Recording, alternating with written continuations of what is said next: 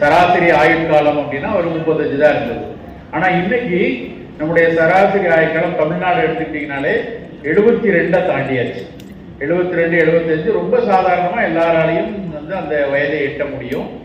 85, 80கள்லாம் இன்னைக்கு நல்ல ஆரோக்கியமா. நான் இன்னைக்கு காலையில மருத்துவமனை முடிச்சுட்டு தான் நேராக இங்கே வரேன். ஒரு மருத்துவம் பார்க்கறதுக்காக ஒருத்தர் வந்தாங்க.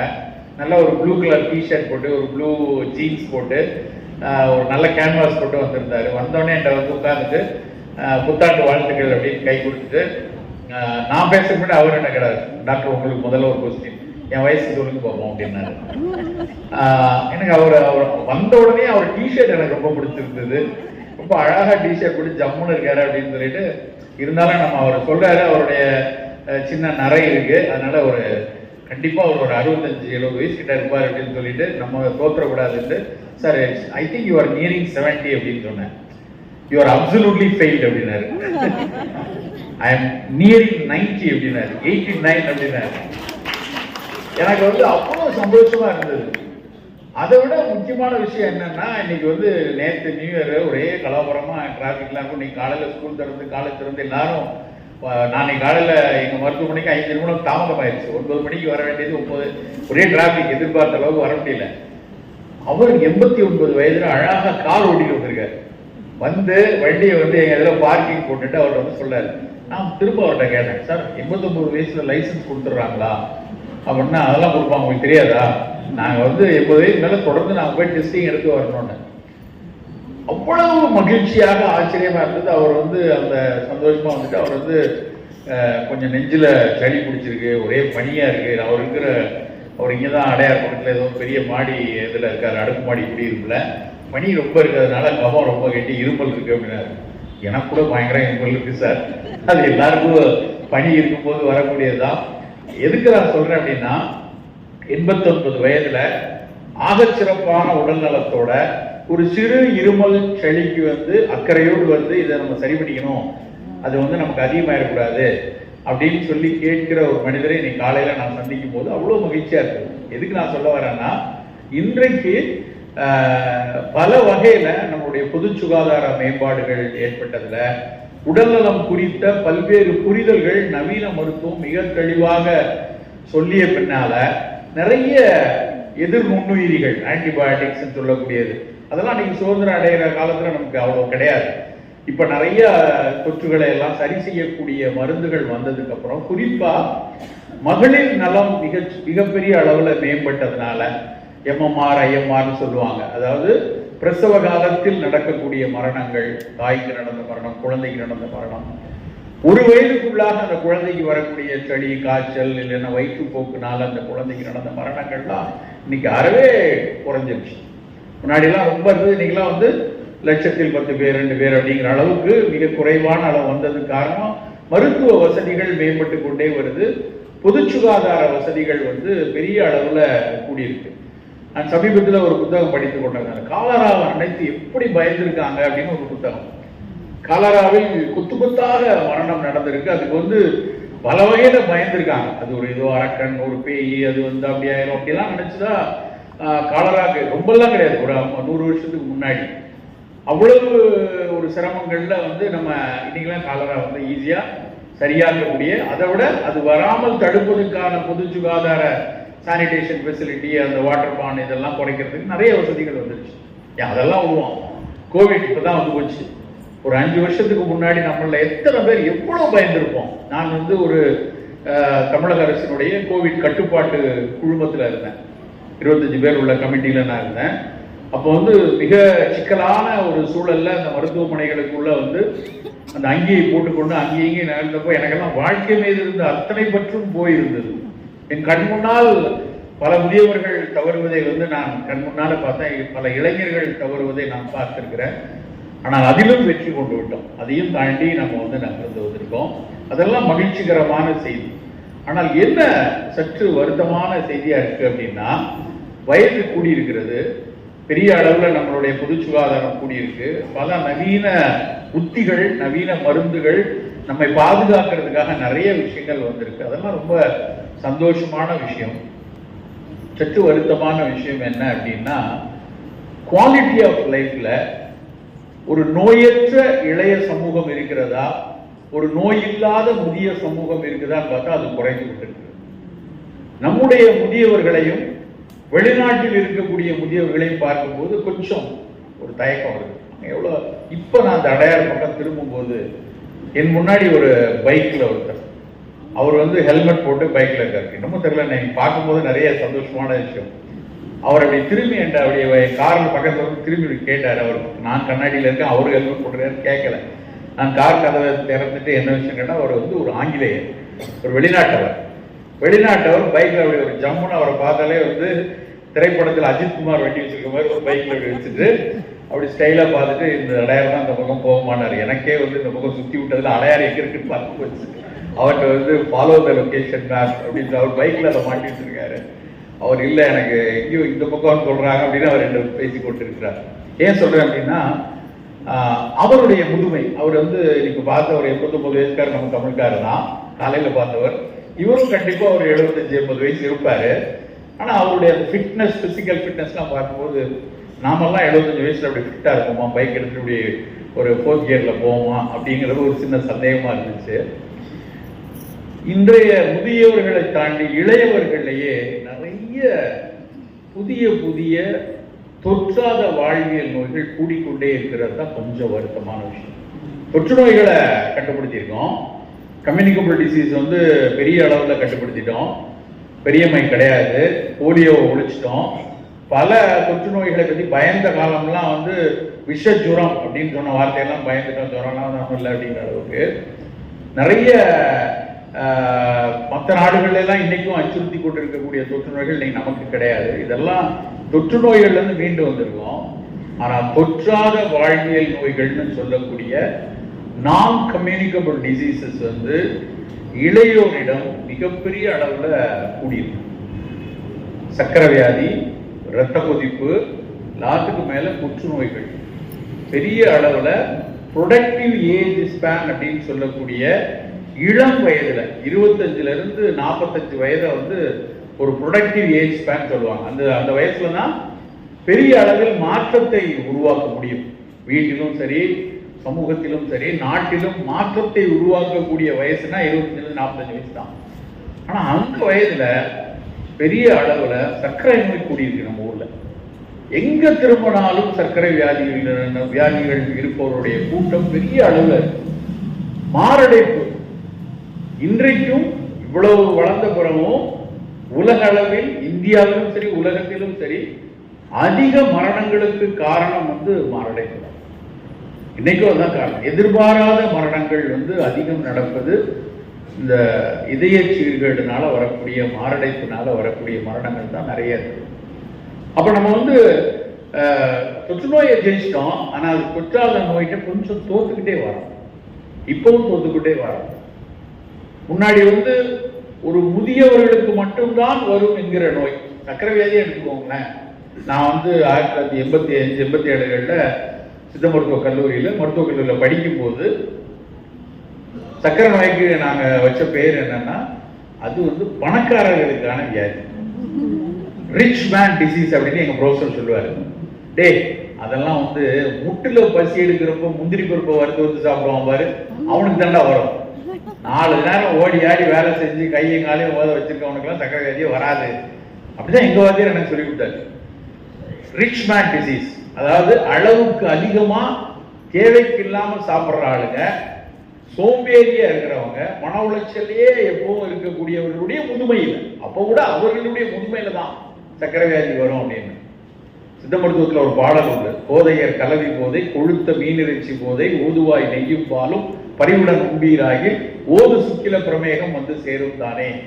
எல்லா பர்வர்ஷனும் இருக்கக்கூடிய சாப்பாட்டுல, ஒழுக்கத்துல, எதுலையும் ஒரு ஒழுங்கு இல்லாத ஒருத்தருக்கு தான் சக்கரை வியாதி வரும் அப்படின்னு அந்த காலத்துல நினைச்சு வச்சிருந்தாங்க. ஆனா இன்னைக்கு அப்படி இல்லை. இன்னைக்குடைய சூழல் என்ன அப்படின்னா, 2 வகை இன்சுலின் டிபெண்டன்ட் டயபெட்டிக் 3 வயசு குழந்தை கூட வரலாம். ஒரு சடான ஒரு ஜுரம் ஒரு வைரஸ் ஜுரம் அவருடைய கணையத்தில் இருக்கக்கூடிய இன்சுலினை சுரக்கக்கூடிய ஐலட் செல்ஸை டேமேஜ் பண்ணுச்சுன்னா 3 வயசுல ஒரே நாளில் அந்த குழந்தை சர்க்கரை வியாதி குழந்தையா மாறிடும், ஜுவனைல் டயபெட்டிக்.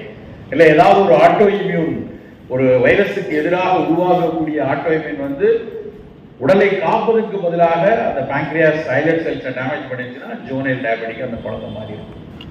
அது ஒரு கேட்டகரினா, பெருவாரியான கேட்டகரி இந்தியாவில் யாருக்கு வருதுன்னா 25 வயசு 30 வயசுல உடல் எடை கூட இருக்கிறவங்க, உடலுக்கு ஏற்ற உழைப்பு இல்லாமல் போனவர்கள், அதிக அளவுல சர்க்கரை சார்ந்த உணவுகளை, கூட்டு சர்க்கரையா இருந்தா கூட அதிக அளவில் சாப்பிடக்கூடிய அரிசி சார்ந்த உணவுகளை சாப்பிடக்கூடியவங்களுக்கு நிறைய பேருக்கு இன்னைக்கு சர்க்கரை கூடிக்கொண்டே இருக்கிறது. புதிதாக வரக்கூடிய செய்திகள், சர்க்கரைனா நமக்கு தெரியும், ஹை கார்ப் டயட் சாப்பிட்றவங்களுக்கு வரதுக்கான சாத்தியங்கள் இருக்கு. ஃபேமிலி ஹிஸ்டரி ஜீன்ல இருந்தா இன்சுலின் ரெசிஸ்டன்ஸ் தான் அவங்களுக்கு டயபெட்டிக் வருங்கிறதெல்லாம் ஒரு போன நூற்றாண்டுல படித்த அறிவியலை வைத்து சொல்லிக் கொடுக்குறோம். இப்ப இருக்கிற சயின்ஸ் என்னெல்லாம் சொல்றாங்கன்னா ஏர் பொல்யூஷன்ல டயபெட்டிக் வர சான்ஸ் இருக்குங்கிறான். அப்போ நம்ம என்ன செய்யறது? டெல்லியில இருக்கிற அத்தனை வீட்டு குழந்தைகளும் டயபெட்டிக் ஆயிரும். தமிழ்நாட்டில் இருக்கக்கூடிய அத்தனை குழந்தைகளுக்கு ஏர் பொல்யூஷன் இல்லாம யார் இருக்கா? எல்லாருக்கும் வருவதற்கான சாத்தியங்கள் இருக்கு. அப்படின்னா இன்றைய அறிவியல் வந்து ஏன்டா இன்னும் எங்க ஃபேமிலி, எங்க அப்பா கிடையாது சார், எங்க தாத்தா கிடையாது சார், எங்க அம்மா கிடையாது, எனக்கு மட்டும் ஏன் சார் 27 வயசுல டயபெட்டிக் வந்திருக்குன்னு கேட்கிறவர்கள் தினம் இருந்து கொண்டே இருக்கிறாங்க. சர்க்கரை கூடிக்கொண்டே இருக்கிறது. இதே நோய்கள் நேற்று வரைக்கும் என் கூட ஒன்னா தான் சார் டீ குடிச்சிட்டு இருந்தாரு. நேற்று ஆபீஸ் விட்டு போகும்போது காலையில பாப்படா மச்சின்னு சொல்லிட்டு தான் போனாரு, ஆனா காலையில எழுந்துக்கல. அப்படியான மரணங்கள் வந்து தினம் செய்தியாக பேப்பர்ல பார்க்கக்கூடிய விஷயத்தை பார்த்து கொண்டே இருக்கிறோம். நாங்கள் படிக்கிற காலத்துல நாங்கள் மகளிர் மருத்துவம் படிக்கும் போது ஒரு கேள்வி உண்டு. என்ன கேள்வினா, who are susceptible for breast cancer? ஃபீமேல்ல யாருக்கு மார்பக புற்றுநோய் வரும் அப்படின்னு ஒரு கேள்வி கேட்டா 2 ஆன்சர் தான். nuns and non-lactating mothers அப்படின்னு 100 mark. nuns and non-lactating mothers உடைய முதுமையில மார்பக புற்றுநோய் வருவதற்கான வாய்ப்பு உண்டு, அவர்களுடைய பரம்பரை மரபு ரீதியா இருந்தா வரலாம் அப்படின்னு தான் நாங்க படிச்சோம். ஆனா இன்னைக்கு போய் இங்க நம்ம பக்கத்துல அடையார் கேன்சர் இன்ஸ்டிடியூட்ல அவங்க they have a registry, national cancer registry அவங்க தான் மெயின்டைன் பண்றாங்க. அவங்களோட டேட்டா எடுத்து பார்த்தா யாருக்கு மார்பக புற்றுநோய் வருதுன்னு பார்த்தா பாலூட்டி கொண்டிருக்கிற 30 இருந்து 40 வயதுக்குள்ள மகளிர் தான் ஏகப்பட்ட பேர் பாதிக்கப்பட்டிருக்காங்க. என்னாச்சு? நான் படிச்சு 30 வருஷம் தான். அது 30 வருஷத்துல ஒரு அறிவியல் இப்படி மாறி போச்சு பாருங்க. பாலூட்டாத தாய்மார்கள், ஏதோ ஒரு காரணத்தினால் திருமணம் செய்யாது போனவர்கள், அவர்களுடைய முதுமையில தான் மார்பக புற்றுநோய் வரும் அப்படிங்கிற ஒரு வேலை போய் யாருக்கு வேணா வரலாம், பால் ஊட்டி கொண்டிருக்கவங்களுக்கு கூட வரலாம்னு டேட்டாவை பார்க்கும்போது என்னவோ தப்பு நடக்குது, ஏன் இப்படியான பிழை நடக்கிறது அப்படின்னு ஒரு கேள்வி நமக்குள்ள வந்து கொண்டே இருக்கிறது. சார், பிராஸ்டேட் கேன்சர்லாம் ஒன்லி வயசான வெஸ்டர்னர்ஸுக்கு மட்டும்தான் வரும்னு நான் படித்தேன். அதெல்லாம் வந்து யூரோப்பியன் ஜேர்னல்ஸ் கொண்டு தான் அதை பற்றி எழுதுவாங்க. யூரோப்பில் இருக்கக்கூடிய 85-90+ இருக்கவங்களுக்கு ப்ராஸ்டேட் கேன்சர்ஸ் வரும். அது பிகாஸ் ஆஃப் எப்படி ஃபீமேலுக்கு பிரஸ்ட் கேன்சர் வருதோ அது மாதிரி மேலுக்கு வந்து ஹார்மோனல் இதனால ஓல்டேஜ் வெஸ்டர்ன் சமூகத்துக்கான நோயாத்தான் அது பார்க்கப்படுச்சு. இன்னைக்கு ஆண்களுக்கு அதிகரித்து வரக்கூடிய புற்றுநோய்களில் ஒன்று ப்ராஸ்டேட் கேன்சர். அதை விட வேதனையான விஷயம், இணையாக பிரஸ்ட் கேன்சர் ஈக்குவலா ஓவேரியன் கேன்சர் கூடிக்கொண்டே வருது. ஓவேரியன் கேன்சர் கூடுது. இந்த பக்கம் மேலுக்கு ப்ராஸ்டேட்டை விட அதை பின்னுக்கு தள்ளி மேலுக்கு வரக்கூடிய குடல், அதாவது இரைப்பை புற்றுநோய் கூடிக்கொண்டே இருக்கு. இரைப்பையிலையும் குடல்லையும் வரக்கூடிய புற்றுநோய் நம்பர் பார்த்தீங்கன்னா அந்த பர்சன்டேஜ் கூடிக்கிட்டே இருக்கு, இன்சிடென்ஸ் கூடுது. நம்மளாம் இடையில ஒரு 20 வருஷம் முன்னாடி டைம்ஸ் ஆஃப் இந்தியாவில் ஒரு பெரிய ஆர்டிகல் வந்துச்சு. Because we are talking sambar, we don't have the susceptibility to get a colon cancer அப்படின்னு ஒரு பெரிய ஆர்டிகல்.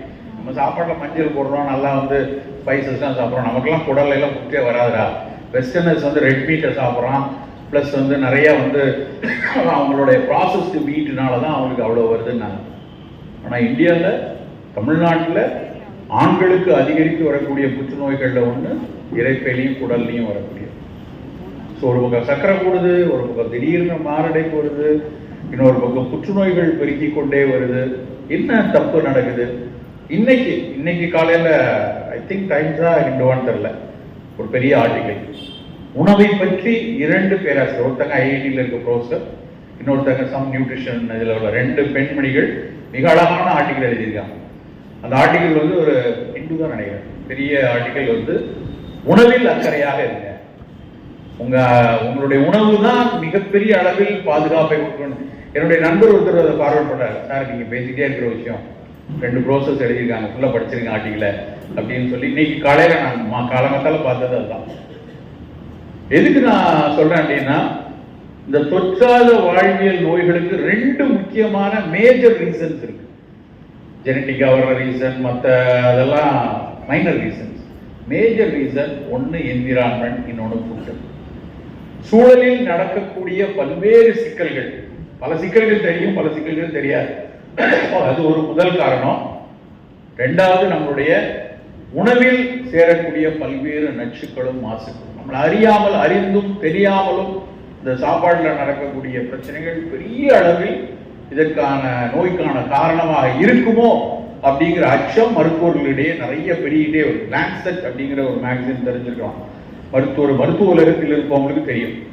அந்த லான்செட்ல அவன் சொல்றான், குழந்தைகளுக்கு வரக்கூடிய புற்றுநோய்களுக்கு 85% காரணம் 5-10 இல்ல, 85% of reason food and environment. 15% தான் ஜெனட்டிக்கலா இருக்குமா, இல்ல ஏதோ ஒரு காரணத்தினால ஜீன்ல நடந்த மியூட்டேஷன்ஸ் எல்லாம் 15% தான். 85% என்விரான்மெண்ட்டும் ஃபுட்டும். அப்ப நம்ம எது கவனமா இருக்க வேண்டி இருக்கு அப்படின்னா, என்விரான்மெண்ட் எல்லாரும் சேர்ந்து பேச வேண்டிய விஷயம். இந்த என்விரான்மெண்ட்டை பார்க்கும்போது அவ்வளவு சந்தோஷமா இருக்கு. சுற்றி எல்லாம் இருக்கக்கூடிய மரங்கள், தோட்டங்கள், வாழையிலிருந்து, மருதோஞ்சியிலிருந்து, வாகையிலிருந்து, நஞ்சனத்திலிருந்து பல செடிகளோடு நம்ம உட்கார்ந்துருக்கிறோம் இல்லையா. இதுவே ஒரு மிகப்பெரிய ஒரு உடல் நலத்துக்கான மிக அடிப்படையான விஷயம். இப்படியான சூழல் எல்லாருக்கும் கிடைக்கிறது இல்லை. ஒரு நல்ல காற்று, இப்ப இப்படியான ஒரு அரங்கே மிகச்சிறப்பான அரங்கு. ஒரு அழகா ஒரு பெரிய வண்ணமயமாக்கப்பட்ட விளக்குகளோட ஒரு ஏசி இதுக்குள்ள உள்ள அதுதான் ஆரோக்கியத்துக்கு கேடு. ஆனா இங்க காற்றோட்டமாக நமக்கு சூரிய ஒளிப்படுது, காற்று வருது போகுது. இந்த பக்கம் நம்ம உரையை இங்கே பக்கத்தில் இருக்கக்கூடிய அத்தனை மரத்தடி ஒளிகளும் கேட்டுக்கொண்டிருக்கின்றன. அதனுடைய பூக்கள் நம்மை பற்றி பேசிக் கொண்டிருக்காங்க. மொழி நமக்கு தெரியாது, ஆனால் அவை கேட்டுக்கொண்டுதான் இருக்கு. எங்க சூரம் எது பேசிட்டு இருக்காங்க, என்ன கதை விடுறான்னு தெரியலன்னு அவங்க பேசிட்டு இருக்கலாம். கண்டிப்பா அவர்கள் பேசிக்கொண்டுதான் இருப்பாங்க. அறிவியல் அப்படித்தான் சொல்கிறது. அப்படியான ஒரு சூழல் நம்ம உட்கார்ந்து இருக்கிறதே மிக அற்புதமான ஒரு விஷயம். ஆனால் இந்த மாதிரியான சூழல் எல்லோருக்கும் எல்லா நேரத்திலும் எல்லா இடத்திலும் கிடைக்கிறதா என்று கேட்டா பெரிய கேள்வி. சுற்றுச்சூழல் முதல் சிக்கல். அதுக்கு நம்ம எல்லாரும் சேர்ந்துதான் குரல் கொடுக்கணும். நம்ம சுற்றி நடக்கக்கூடிய சூழலியல் மாறுபாடுகளை, சூழலில் வரக்கூடிய மாசுக்களை ஒழிப்பதற்கான விஷயத்தை நம்ம எல்லாரும் சேர்ந்து அரசிடமும் கேட்கணும். நாமளும் சேர்ந்து அதற்கான மெனக்கடல்களை நாம் வைத்திருக்கணும். நம்ம பல நேரத்தில் நம்ம எல்லாத்தையும் கவர்மெண்ட்ல சொல்லணும் அப்படின்னு நமக்கு தோணும். நான் போன பிப்ரவரி மாசம் ஜப்பான்ல போயிருந்தேன். ஜப்பான் போயிருக்கும்போது ஒரு முக்கியமான சாலை, அந்த சாலையில எல்லா பெருநிறுவனங்களும் இருக்கு, பல பெரும் கூட்டம். ஒரு இடத்துல மிகப்பெரிய புத்த கோயில் ஒண்ணு இருக்கு, அது பல 600ஆம் நூற்றாண்டில் இருந்து வந்த கோயில். அவ்வளவு கூட்டம் இருக்கிற இடம். ஒரு இடத்தில் கூட ஒரு குப்பை தொட்டி கூட கிடையாது. குப்பை தொட்டி எப்படி எங்கேயுமே இல்லை, ஆனா அவ்வளவு சுத்தமா இருக்கு அப்படின்னு ஒரே ஒரு ஆன்சர் தான், your waste is your responsibility. நான் எதுக்கு குப்பை தொட்டி வச்சு, நான் எதுக்கு அதுக்குள்ள கொண்டு குப்பையை போட்டு அதை தூக்கிட்டு போறதுக்கு ஒரு ஆளை வர வச்சு அவங்க பிரிச்சு எடுத்தும் பண்ண மாட்டாங்க. அப்படி வச்சு நம்ம எல்லா இடத்துலையும் இவ்வளவு தவறா இருப்பதான் எனக்கு மனசுல ஞாபகம் வந்துச்சு. ஒரே வார்த்தை, your waste is your responsibility. நீ வாழைப்பழம் சாப்பிடுவ, சொல்லி நீ சாப்பிட மாட்டேங்கன்னு நீ போட்டு போயிருவியா? குப்பை தொட்டில கொண்டு போட்டாலும் அதை எடுத்துட்டு போறதுக்கு ஒரு ஆளு, அதை ப்ராசஸ் பண்ணதுக்கு ஒரு ஆளு, அதை எடுத்து கொண்டு ஒரு ஆளு, இவ்வளவு வேலை. ஏன் வாழைப்பழத்தை பேன் பாக்கெட் வச்சுட்டு வீட்டுல போய் கொண்டு போய் பார்த்தோமா? ஏன் மறுநாள்ல இருந்து நான் 5 நாட்கள் தங்கியிருந்தேன் நண்பர்களே. 5 நாட்களிலும் ரயிலிலும் சாலையிலும் பார்த்தேன், எல்லாரும் ஒரு பையில அவங்க குப்பையை போட்டு வச்சிருக்காங்க. அந்த பையோட லேப்டாப் பேக்கோட அந்த பையன் சேர்த்து தான் சுமந்து நல்ல ஒரு ஃபுல் ஃபிளஜ்டா ஒரு கோட் ஷூட் போட்டு எல்லா இதையும் வச்சு கையிலேயே ஒரு பை வைத்திருக்கிறார்கள். அந்த பையில அவர்கள் சாப்பிட்டதனுடைய போகும் மிச்சங்கள், சில உணவுப் பொருட்களை நான் கண்ணால பார்க்கிறேன். அதான் அந்த நாடு வளர்த்து கொண்டே இருக்கிறது, பெருகி கொண்டே இருக்கிறது. நண்பர்களே, சுற்றுச்சூழலுக்கு நாமும் பங்கேற்கிறோம். அரசாங்கம் பார்த்துக்குவாங்க, அவங்க படிப்பாங்கிறதெல்லாம் 2வது. நம்மால் முடிந்த வரைக்கும் நம் குப்பைகளை நம்ம நம்மளே பொறுப்பெடுத்துக் கொள்வது முதல் விஷயம். நம்ம கையில இருக்கிற இந்த நோய் வராமல் தடுப்பதற்கான முதல் விஷயம் உணவு தான். அந்த உணவில் என்னென்ன அக்கறைகள் நாம் எடுத்துக்கொள்ள வேண்டும் என்பதை மட்டும் நாம் கொஞ்சம் தொகுத்து சொல்லலாம் நினைக்கிறேன். இந்த சர்க்கரையா இருக்கட்டும், ரத்த கொதிப்பா இருக்கட்டும், புற்றுநோய்களா இருக்கட்டும், இவற்றை எதிர்க்கக்கூடிய காப்பு, அதனுடைய பேசிக் இம்யூன் சிஸ்டம் நம்ம உடம்புல இருக்கு. அந்த இம்யூன் சிஸ்டத்தை ஒரு லேசா தூண்டுறதுக்கும் அதை பாதுகாப்பாக வைத்துக் கொள்வதற்கும் நம்மால் முடிந்த கரிசனங்களை, நம்மால் முடிந்த அக்கறைகளை, மெனக்கடல்களை உணவின் மூலம் நாம் எடுத்துட்டு வருவதற்கான முயற்சியை தினம் எடுக்கணும். அதுல ஃபர்ஸ்ட் முதல்ல இருந்து எடுத்துக்கலாம். முதல்ல காலை எழுந்த உடனே நமக்கு என்ன தோணுது? காஃபி குடிக்கணும், இல்ல டீ குடிக்கணும். காலையில இருந்து இருக்கக்கூடிய ஒரு உணவுல இருந்து எடுத்துக்கணும். காஃபி டீ 200 வருஷமா இருக்கு, 250 வருஷமா கிட்டத்தட்ட வந்தாச்சு. அதுக்கு முன்னாடி காஃபி டீன்னு ஒன்றும் கிடையாது. நான் சில புத்தகங்களை, பழைய காலத்து புத்தகங்கள்ல எழுதியிருக்க சில படங்களை பார்க்க ரொம்ப சந்தோஷமா இருக்கும். ஒரு புத்தகம் வாசித்தேன், ஐ திங்க் அந்த இவரோடது நினைக்கிறேன், ஏஆர் வெங்கடாச்சலபதியோடைய ஒரு புத்தகம், அந்த காலத்தில் காபி இல்லை அப்படின்னு ஒரு புத்தகம். அந்த புத்தகத்தில் ஒரு கட்டுரையில எழுதியிருக்காரு. அந்த கட்டுரையில மக்கள் எல்லாம் கூடுற இடத்துல இவ்விடம் கண்டிப்பாக காபி டீ போன்ற லாகிரி வஸ்துக்கள் வழங்கப்பட மாட்டாது அப்படின்னு ஒரு போஸ்டர் ஓட்டிருக்காங்க. அந்த போஸ்டர் அவர் எடுத்து போட்டிருக்காரு. அப்ப காபி டீங்கிறது இன்னைக்கு இருக்கிற பட்டசாராய மாதிரி தான் நினைச்சிருக்காங்க. போன்ற லாகிரி வஸ்துக்கள் வழங்கப்பட மாட்டாதுன்னு போஸ்டர் அடிச்சு ஒன்ற அளவுக்கு ஒரு சமூகம் நம்ம ஊர்ல, இதே ஊர்ல தான் தியாகராய நகர்ல நடந்த போஸ்டர் தான் அவர் எடுத்து அது புத்தகத்துல போட்டிருக்காரு. கிடையாது அப்படின்னு. ஆனா இன்னைக்கு எப்படி நிலைமை இருக்கு அப்படின்னா, சார் பேசி முடிச்ச உடனே டிவி கொடுப்பாங்கல்ல, 4 மணிக்கு தேநீர் இருக்குமே அப்படிங்கிற ஒரு எண்ணம் தான் நம்ம அத்திரம், நான் உட்பட எல்லாருக்கும் இருக்கலாம். எப்படி நமக்கு அது தவிர்க்க முடியாத ஒரு பொருளாக மாறிடுச்சு. அப்ப அதுக்கு முன்னாடி என்ன ஒண்ணு குடிச்சிருப்பாங்க இல்லையா? இப்ப டீ குடிச்சு காப்பினா அதுக்கு முன்னாடி என்ன குடிச்சிருப்பாங்க அப்படின்னு பார்த்தா, தேநீர் வருவதற்கு முன்னாடி நம்ம ஒரு உடலை ஒரு ஆரோக்கியமாக பேணுவதற்கும் காலையிலும் மாலையிலும் உற்சாகமாக உழைப்பதற்கும் ஏதோ ஒண்ணு குடிச்சிருக்கோம். என்ன குடிச்சாங்க அப்படின்னு கொஞ்சம் யோசிச்சு பார்த்தா, நிறைய பானங்கள் அங்கங்க அவரவர்களுடைய வாழ்வியலுக்கு ஏற்ற மாதிரி அங்க அருகாமையில கிடைக்கக்கூடிய இலை தலைகளை போட்டு ஒரு கஷாயமாக குடிக்கிற பழக்கம் இருந்திருக்கிறது.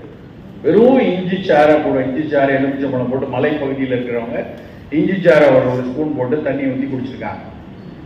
நல்ல மானாவாரி பயிர்களாக இருக்கக்கூடிய வறண்ட இடத்துல இருக்கக்கூடிய கொத்து கொத்தாக பூக்கக்கூடிய ஆவாரையை பூக்களை பறிச்சு ஆவாரம் பூட்டி குடிச்சிருக்காங்க. ஆவாரை பூத்திருக்க சாவாரை கண்டதுண்டோ அப்படின்னு சித்த மருத்துவம் சொல்லும். ஆவாரை இன்னைக்கு ஆய்வு செய்து இந்தியாவுக்கு அடையாளம் இருக்கக்கூடிய institute of basic medical sciences இருக்கு. அவங்க அதுல பல ரிசர்ச் பண்ணி ஆவாரை சர்க்கரையை கட்டுப்படுத்துவதற்கு பயனளிக்கு கூட சேர்ந்து, அதுக்காக உடனே டயபெட்டிக்கா நாளையில ஆவாரை குடிச்சு கம்ப்ளீட்டா சரியாயிரும் அப்படி சொல்ல வரல. ஆனால் அது கூட நீங்க எடுக்கக்கூடிய மெட்ஃபார்மின் எடுத்துக்கிறீங்களா, இது பண்றீங்களா, அதோட சேர்த்து ஆவாரை டீயை குடிக்கலாம். ஏன்னா அது ஒரு சர்க்கரையை கையாள்வதற்கான என்சைம்ஸை, அந்த குளுக்கோஸ் டிரான்ஸ்கிரிப்டேஸ் என்சைம் வாங்க, அதை சீராக்குவதற்கு பயனாகுது என்று இங்கே தான் கண்டுபிடிச்சு சொல்றாங்க. அவ்வளவு பயனுள்ள ஒரு பானம் ஆவாரை. அதை நம்ம காலையில் தேநீராக குடிச்சிருக்காங்க.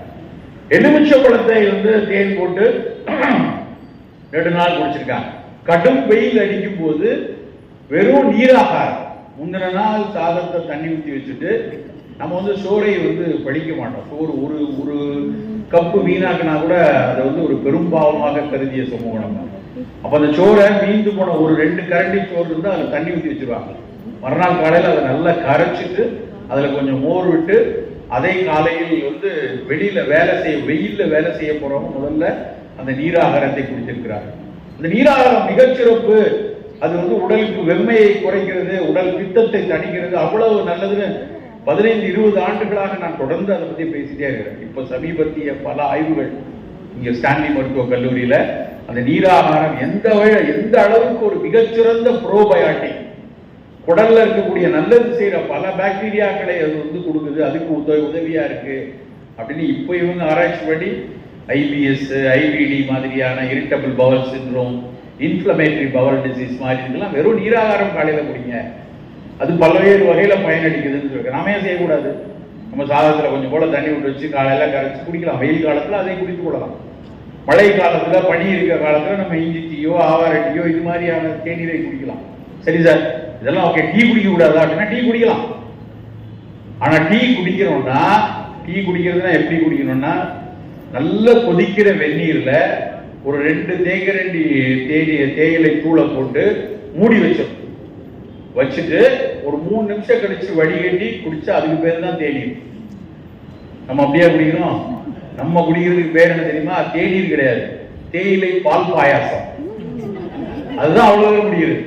நல்ல பாலை தரதரன்னு கொதிக்க வச்சு அது மேலேயே டீ தூளை போட்டு அதுலேயே சர்க்கரையை போட்டு அப்படியே நாங்கள் அப்படி மெரூன் ரெட் கலர்ல ஆக்குறோம்ல அப்படின்னு ஆக்கி அதை வந்து வடிகட்டி அதை குடிச்சு எங்க வீட்டு டீ எவ்வளவு டேஸ்டா தெரியுமா, திக்கா நாங்க பண்ணிடுறோம் அப்படின்னு சொல்றோம்.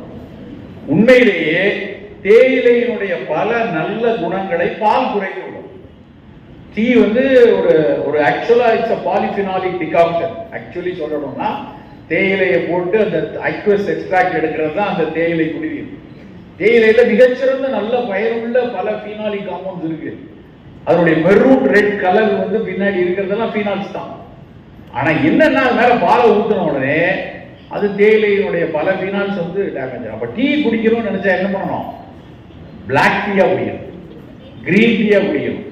ரொம்ப உங்களுக்கு சோர்வு இருக்கிறது, கொஞ்சம் சர்க்கரை வேணும்னா கொஞ்சம் தேனோ நாட்டு சர்க்கரையோ கருப்பட்டியோ போட்டுக்கலாம், அதுதான் டீ. மற்றதுக்கு பேரு பால் பாயாசம், தேநீர் பால் பாயாசம். அந்த இனிப்புக்கு அடிக்ட் ஆகி தான் நம்ம காலையில அந்த தேநீர் பால் பாயாசத்தை தேடுறமே ஒழிய டீயுடைய பிளேவருக்காக நம்ம தேடுறது இல்லை. இப்போ முதல்ல நம்ம வந்து சத்தான உணவுகள் என்ன, நமக்கு எது நல்லதுங்கிற புரிதல் நமக்கு. அதனால வாரத்துக்கு 2 நாள் டீ குடிங்க, அந்த பிளாக் டீயா குடிங்க. அல்ல சார் எனக்கு பிளாக் டீ கொஞ்சம் ரொம்ப துவர்த்தமா இருக்கு, நான் லெமன் டீ குடிச்சுக்கோங்க. இல்ல நான் லவங்கப்பட்டை போட்டு குடிக்கிறோம், குடிச்சுக்கலாம். கொஞ்சம் நான் அன்னாசி டீ போட்டுக்கிறேன், குடிச்சுக்கலாம். மசாலாவா போட்டு குடிச்சுக்கலாம். பால் சேர்ப்பது என்பது தேயிலையினுடைய பயனை சற்று குறைக்கும். முழுசா போயிடும் சொல்லல, ஆனா கண்டிப்பா சற்று குறைச்சது. ஸோ காலை பானம்ங்கிறது இனிமேல் நமக்கு வந்து ஒரு ஃபங்க்ஷனல் பிவரேஜா இருக்கணும்.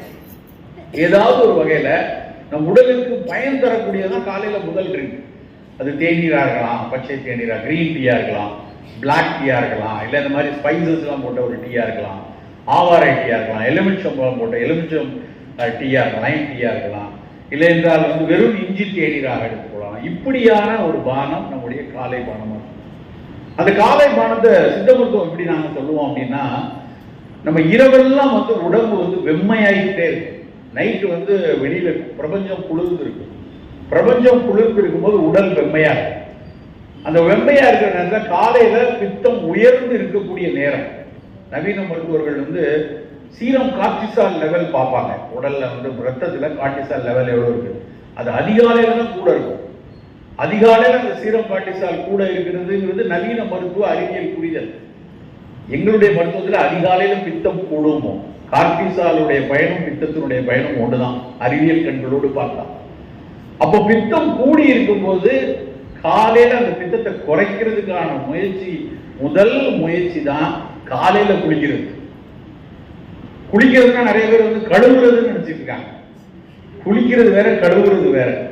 நம்ம உடலை கழுவுறதுன்னா எல்லாரும் சாயந்தரம் போய் நல்ல வேலையெல்லாம் போகிற மாதிரி கழுவிட்டு, சில பேர் நான் கழுத்துக்கு குளிக்கிறேன், இடுப்புக்கு குளிக்கிறேன். குளிக்கிறதுனா தலைக்கு தான் குளிக்கணும். குளித்தல் என்றால் தலைக்கு குளித்தல், குளித்தல் இல்லை சார் நான் தலைமுடியெல்லாம் கொட்டிருக்கு சார், அதனால கழுத்துக்கு குளிக்கிறேன், வாரத்துக்கு ஒரு நாள் ஷாம்பு பாத் போட்டுக்கிறேன் அப்படிலாம் சொல்லுவாங்க. குளித்தல் வந்து கழுவுதல் இல்லை, அடுக்கு தேய்க்கிறதுக்காக. குளித்தல்ங்கிறது நான் சொன்னேன், இரவுல பித்தம் கூடி இருக்கும் போது அந்த பித்தத்தை தணிப்பதற்காக தான் காலையில குளிக்கிறோம். ஸோ காலையில பித்தம் தணிகிறதுக்கு குளிக்கிற மாதிரி காலையில நம்ம குடிக்கக்கூடிய பானமும் பித்தத்தை குறைக்கக்கூடியதா இருக்கும். நீராகாரமோ, இஞ்சிச்சாரோ, எலுமிச்சைச்சாரோ, ஆவாரமோ பித்தத்தை குறைக்கும். தேநீர் சற்று பித்தத்தை கூட்டக்கூடிய ஒரு பொருள். ஆனா நம்ம பழகிட்டோம், 200 வருஷமா டீயை குடிச்சு நம்ம வந்து பழகிட்டோம்.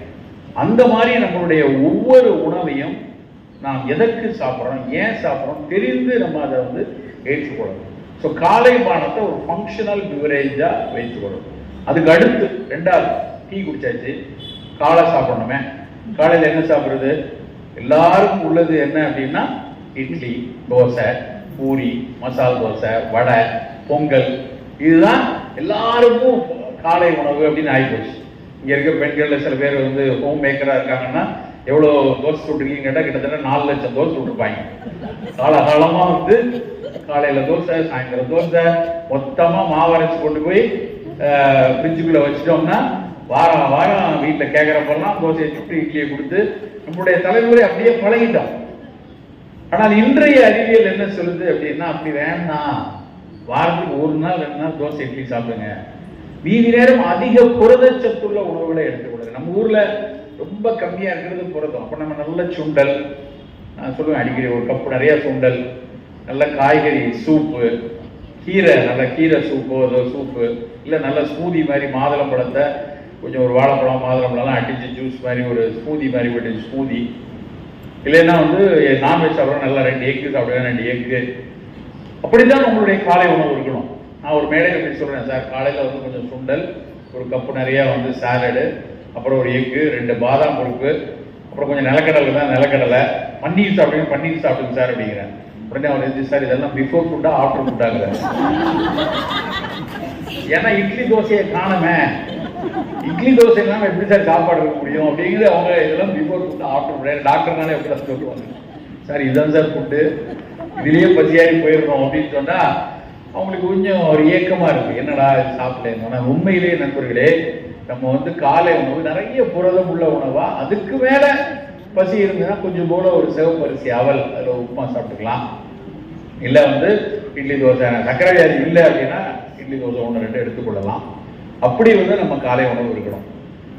மதிய உணவு அப்படிங்கும்போது, மதிய உணவுல நம்ம எப்போதுமே காலகாலமாக நம்ம வலியுறுத்துவது 6 சுவை உள்ள உணவு இருக்கணும். அறுசுவை உணவு. அறுசுவை உணவுனா வாய்க்கு ருசியான உணவுங்கிறது அர்த்தம் இல்லை. 6 சுவையும் இருக்கணும்.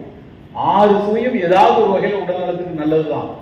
அதனுடைய அளவுல இருக்கணும். 6 சுவையும் அளவோடு இருக்கிறவங்கிறது தான் வள்ளுவர் அன்னைக்கே அதனுடைய இன்னொரு நீட்சியா, மிகினும் குறையினும் நோய் செய்யும் நூலோர் வழி முதலாய 3. வழி முதலாய 3 வழி அழல் ஐயம். அதுதான் ஆயுர்வேதத்துல வாத பித்த கபாமான. வழி அழல் ஐயம், இந்த 3 கூடி குறையணும்னா எதனால கூடி குறையும்னா 6 சுவையும் கூடியும் குறையும் இருந்தா அந்த 3ல ஏதோ ஒன்று கூடியும் குறைஞ்சிடும். உங்களுடைய இனிப்பு கூடுச்சுன்னா உங்களோட கபம் கூடிடும் ஆட்டோமேட்டிக்கா. உங்களுடைய புளிப்பு கூடுச்சுன்னா வாதம் கூடிடும். ஸோ அப்போ 6 சுவையை பேலன்ஸ் பண்ணா நம்மளுடைய 3 தோஷா பேலன்ஸ் ஆயிடும். வாத பித்த கபம் சரியா இருக்கும், வழி அழல் ஐயம் சரியா இருக்கு. அப்ப அதை சரியா செய்வதற்கு நம்முடைய சுவை, நம்மளுடைய சாப்பாட்டுல ரொம்ப கவனம் என்ன இருக்கணும் அப்படின்னா, இது என்ன சுவை, இது எனக்கான சுவையா, நான் எடுத்துக்கணுமா அப்படின்னு யோசிச்சு நம்ம ஒவ்வொரு சுவையும் எடுக்கணும்.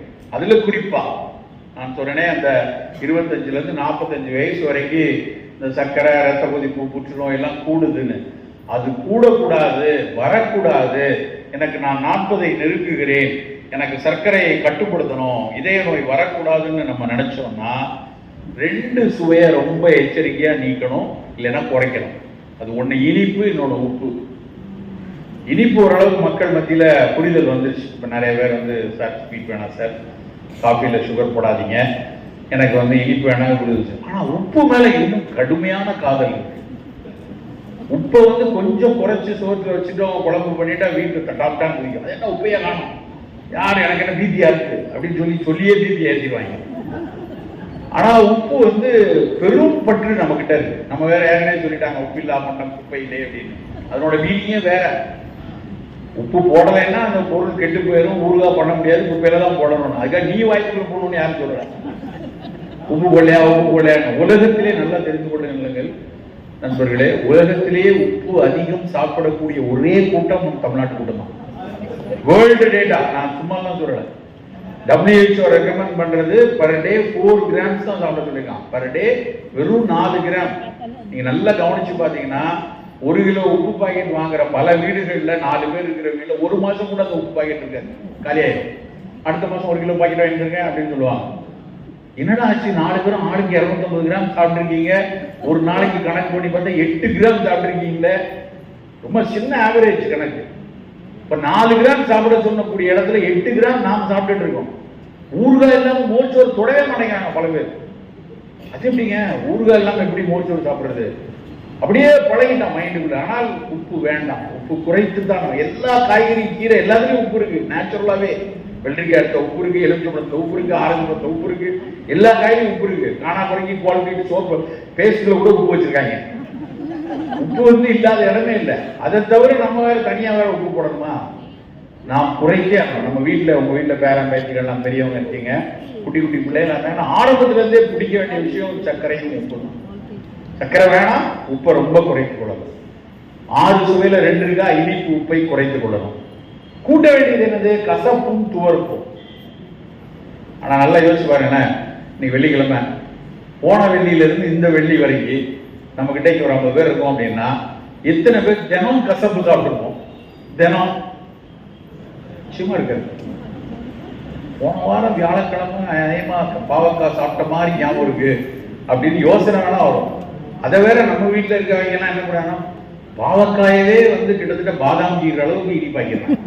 அதுல வெள்ளத்தை போட்டு அதை எண்ணெயை போட்டு வதக்கி எங்க வீட்டுக்கு பாவக்காய் பொரியல் எப்படி இருக்கு தெரியுமா? கேனா இருக்கும் மாயம். அது பாவக்காய் கசந்தாதான்டா அது பாவக்காய். அதை போய் சர்க்கரையை போட்டு அதை போய் வாய்க்கு ருசியாக்கி அந்த பாவக்காவினுடைய பயனை கூட நம்ம கொண்டடிச்சோம். அப்படி செய்யக்கூடாது. கசப்பான உணவுகள், பாவக்காய், வெந்தயம், சுண்டக்காய், கோவக்காய், இதெல்லாம் தினம் உணவுல இருக்கணும். ஏதாவது ஒரு வகையில நீங்க அதெல்லாம் இல்ல வெந்தய பொடி இல்ல வீட்டுல அதே கொடுக்கலாம். கசப்பு மிக மிக அவசியமான சுவை. உலகத்தில் உள்ள அத்தனை, நான் இந்தியா மட்டும் சொல்லல, தமிழ்நாடு மட்டும் சொல்லல, உலகம் முழுக்க இருக்கக்கூடிய, குறிப்பாக சீனம், இந்தியா சீனா 2 தான் மூலிகையினுடைய உலகத்திலே அதிக அளவில் கண்டறியப்பட்ட மூலிகைகள் இருக்கிறது இந்தியாவிலேயும் சீனா. அது தவிர ஆப்பிரிக்க நாடுகள்ல, அமேசான் காடுகள்ல எங்கெல்லாம் மிகச்சிறந்த மூலிகை என்று கண்டுபிடித்தார்களோ அத்தனை மூலிகையும் கசப்பு சுவை உள்ளது நண்பர்களே. கசப்பா ஒரு பொருள் இருந்தா அதுல மருத்துவ குணம் இருக்கும். நாங்க ஏன் சித்த மருத்துவத்துல நிலவேம்பை கொண்டாடுறோம்? நிலவேம்பு பெருசா முட்டு வலிக்கு நல்லது, கை காலி எத்தனை விஷயத்துக்கு கண்டறியப்படுது. நிலவேம்புல இருந்து இன்னைக்கு வந்து அது லிவருக்கு எந்த அளவுக்கு பெனிஃபிட் கண்டுபிடிச்சிருக்காங்க. நிலவேம்பு எத்தனை வைரோஸ்டாட்டிக் ஆக்ஷன் இருக்குன்னு ரிசர்ச் பண்ணியிருக்காங்க. ஆண்ட்ரோகிராபிஸ் பானிகுலேட்டா அந்த பிளான்ட் பேரு.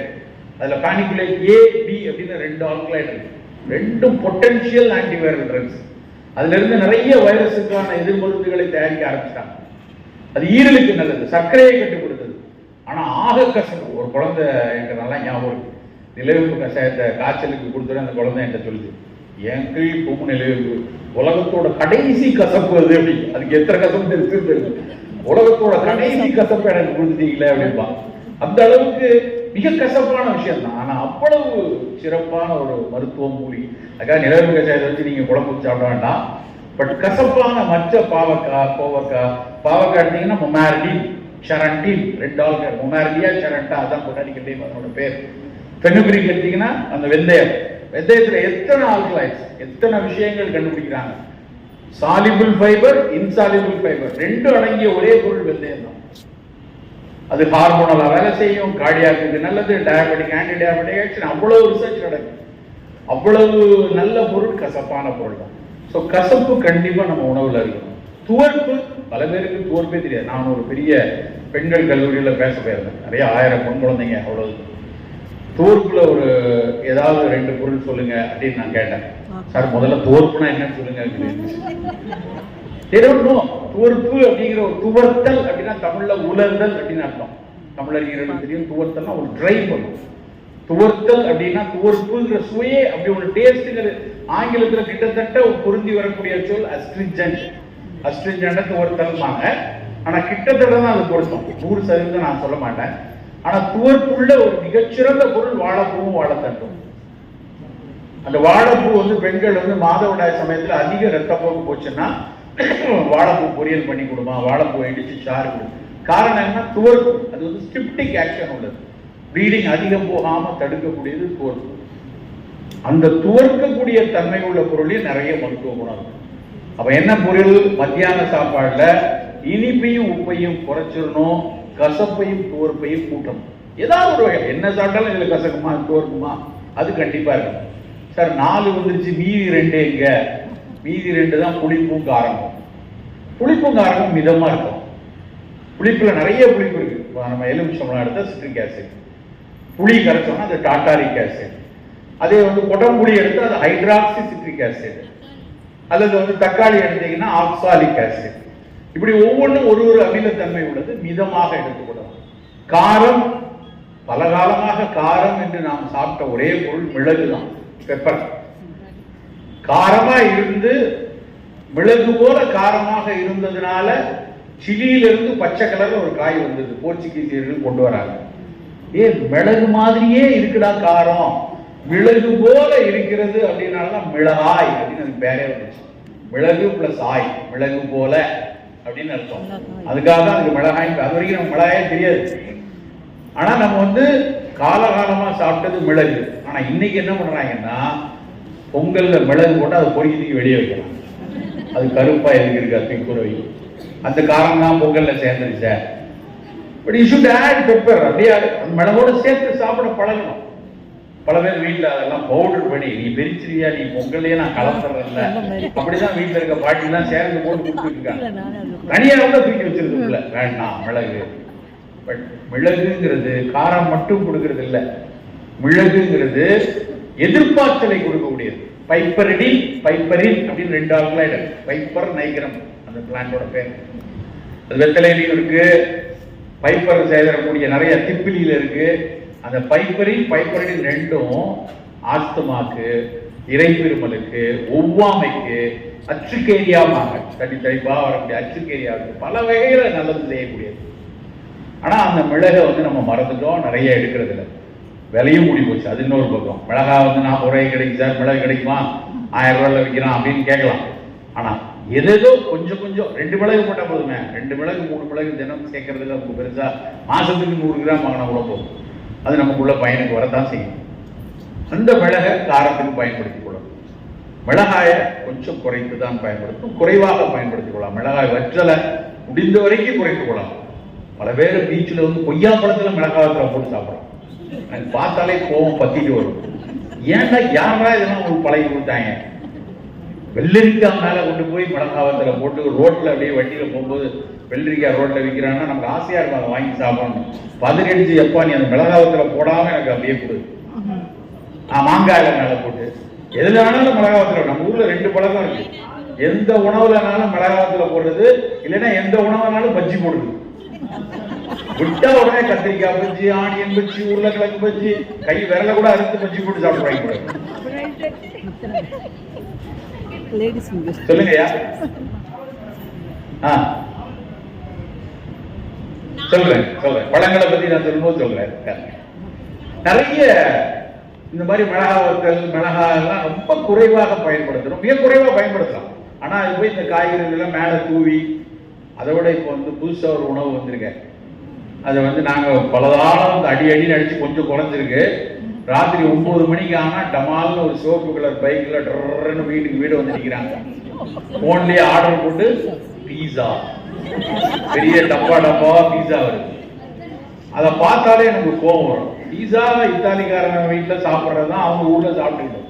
நம்ம இத்தாலிக்கு போகும்போது சாப்பிட்டுக்கலாம், பிரச்சனை இல்லை. இன்னைக்கோ ஒரு நாள் வெளிநாடு போறோம், அவங்களோட சாப்பிட்ற பிரச்சனை இல்லை. சனிக்கிழமை எதுக்கு நமக்கு பீஸா? அது மேல போட்டிருக்கிற அந்த சீஸ், அதுல சேரக்கூடிய கொழுப்பு, அதுலயும் வந்து இந்த மேல இருக்கிற கொழுப்பு, இதுல எல்லாம் உனக்கு நோய் வராட்டாலும் பரவாயில்ல, இதுல எல்லாம் தப்பிச்சிடக்கூடாதுன்னு மேல தனியா மிளகா தப்பிய கொடுத்து அனுப்புறான். அதை கொஞ்சம் தூவிக்கோ, இதுல சாகனா அதே எடுத்து போலாம் அப்படின்னு. எதுக்கு இதெல்லாம்? இப்படியான ஒரு பழக்கம் நமக்கு தேவையே இல்லை, அவசியமே இல்லை. இந்த குப்பை உணவுகள் இல்லாம 6 சுவைங்கிறது வந்து ஒரு சுவையும் நம்ம நினைக்கிற மாதிரி வெறும் வாய் சுவைக்காக கிடையாது. அந்த சுவைக்கு பின்னாடி இந்த பஞ்சபூதங்களினுடைய கூட்டு தான் அந்த சுவையெல்லாம் வரும். மண்ணும் நீரும் சேர்ந்தாதான் இனிப்பு வரும். அறிவியல் பூர்வமாக அத்தனை ஆராய்ச்சி பண்ணி பாருங்க, அதுல உள்ள மாலிகுலை எடுத்து பாருங்க. C6H6 படிச்சோம்னா கடைசியில பாத்தீங்கன்னா அது மண்ணும் நீரும் தான் இருக்கும். உணவெனப்படுவது நிலத்தோடு நீரே, புறநானூறு பாடின பாட்டு. அவங்களுக்கு அன்னைக்கு வந்து C6H6 எல்லாம் தெரியாது. ஆனா அவங்களுடைய புரிதல் காலகாலமான புரிதல், காலகாலமா இது எந்த மாதிரி கூறுகளா வந்ததுன்னு அனுபவம் சார்ந்து சொன்னதான் உணவெனப்படுவது நிலத்தோடு நீரேன்னு புறநானூறுல பாடியிருக்காங்க. ஆச்சரியப்பட்டிருக்கேன். உணவை பத்தி பல டெபினிஷன், கூகுள்ல டெபினிஷன் பார்த்தோம், ChatGPTல பார்த்தோம், இப்ப நான் பெர்ப்ளெக்சிட்டிலயும் போட்டு பார்த்திருக்கேன். யாரும் சொல்லியிருக்காங்க அடிப்பை, யாரும் நிலத்தோடு நீரேன்னு சொன்னதில்லை. ஆனா நம் முன்னோர்கள் சொல்லியிருக்காங்க. அப்படி புரிதலோடு வந்ததுதான் அந்த 6 சுவை. அப்போ உங்க வீட்டுல எப்படி இருக்கணும்? நீங்க சக்கரை வியாதி வரக்கூடாது, ரத்த கொதிப்பு வரக்கூடாது, புற்றுநோய் வரக்கூடாதுன்னா இனிப்பு வேண்டாம், உப்பை குறைச்சிக்கோங்க, கசப்பும் கோர்ப்பையும் கூட்டிக் கொள்ளுங்கள், கூடவே புளிப்பு காரத்தை மிதமா வச்சுக்கொள்ளுங்க. அதுக்கடுத்து நம்மளுடைய உணவுகளை வந்து மத்தியானம் சாப்பிட்றோம்னா மலை மாதிரி சோறு அப்படி குமிச்சு வச்சு சாப்பிட்டதெல்லாம் போதும். இனிமேல் அப்படி சாப்பிடணும். சில பேர் மலை மாதிரி குமிச்சு வச்சு அது மேல அப்படியே அருவி விழுகிற மாதிரி குழம்பு ஊற்றி விரட்டி கவளமா சாப்பிட்டதெல்லாம் போதும். இனிமேல் சாப்பிட்றப்ப சோறு கொஞ்சமா இருக்கணும். நான் நிறைய நேரம் பெண்கிட்ட சொல்லுவேன், உங்க வீட்டுல இந்த அன்னக்கரண்டி ஒண்ணு இருக்குல்ல, இன்னைக்கு போனதுக்கு அப்புறம் வீட்டுக்கு போய் உங்க வீட்டுல அன்னக்கரண்டி இருந்ததுன்னா அதை எடுத்து கிழக்கு பக்கமா பார்த்து தலையை சுற்றி விட்டு. ஏன்னா எனக்கு பார்க்கும்போது அந்த அன்னக்கரண்டியை பார்க்கும்போது இந்த பீடோடி ஆபீஸ்ல பொக்லைன் எந்திரம் பானம் பானமா மண்ணிடும். அது மாதிரி சோறை இப்படி அள்ளி அள்ளி வச்சு வச்சு நம்மளை எல்லாத்தையும் சோத்து பாரணி ஆக்கிட்டோம். நம்ம அதுல வேற எங்க வீடுகள் எல்லாம் அப்பெல்லாம் 2வது சோறு வாங்கினா எங்க அம்மாக்குள்ள கோவம் வந்துடும். இன்னும் மறுசோறு வாங்காம இருந்துச்சுட்டாரு. இன்னும் ஒரே சோறோட பாதியை நம்ம போர்ஷன் பிரிச்சு இப்படி சாப்பிட்டோம்னா கோவம் பத்திட்டு வரும்.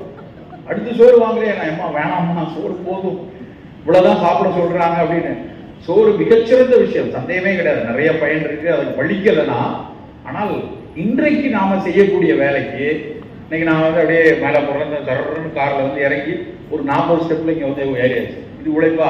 ஒருவேளை வந்து அந்த காலமா இருந்தா, சார் நீங்க வந்து தர்ஷினிக்கு வரீங்களா அப்படின்னா நான் குதிரையில ஏறி டகடன்னு வந்திருந்தோம்னா இங்க வந்து ஒரு தடவை மேடம் நானும் ஒரு கரண்டி சாப்பிட்டுட்டு வந்து பேச வரேன்னு சொல்லலாம். நம்ம சாப்பிட்றது வந்து இந்த 40 ஸ்டெப்புக்கே அதிகம்.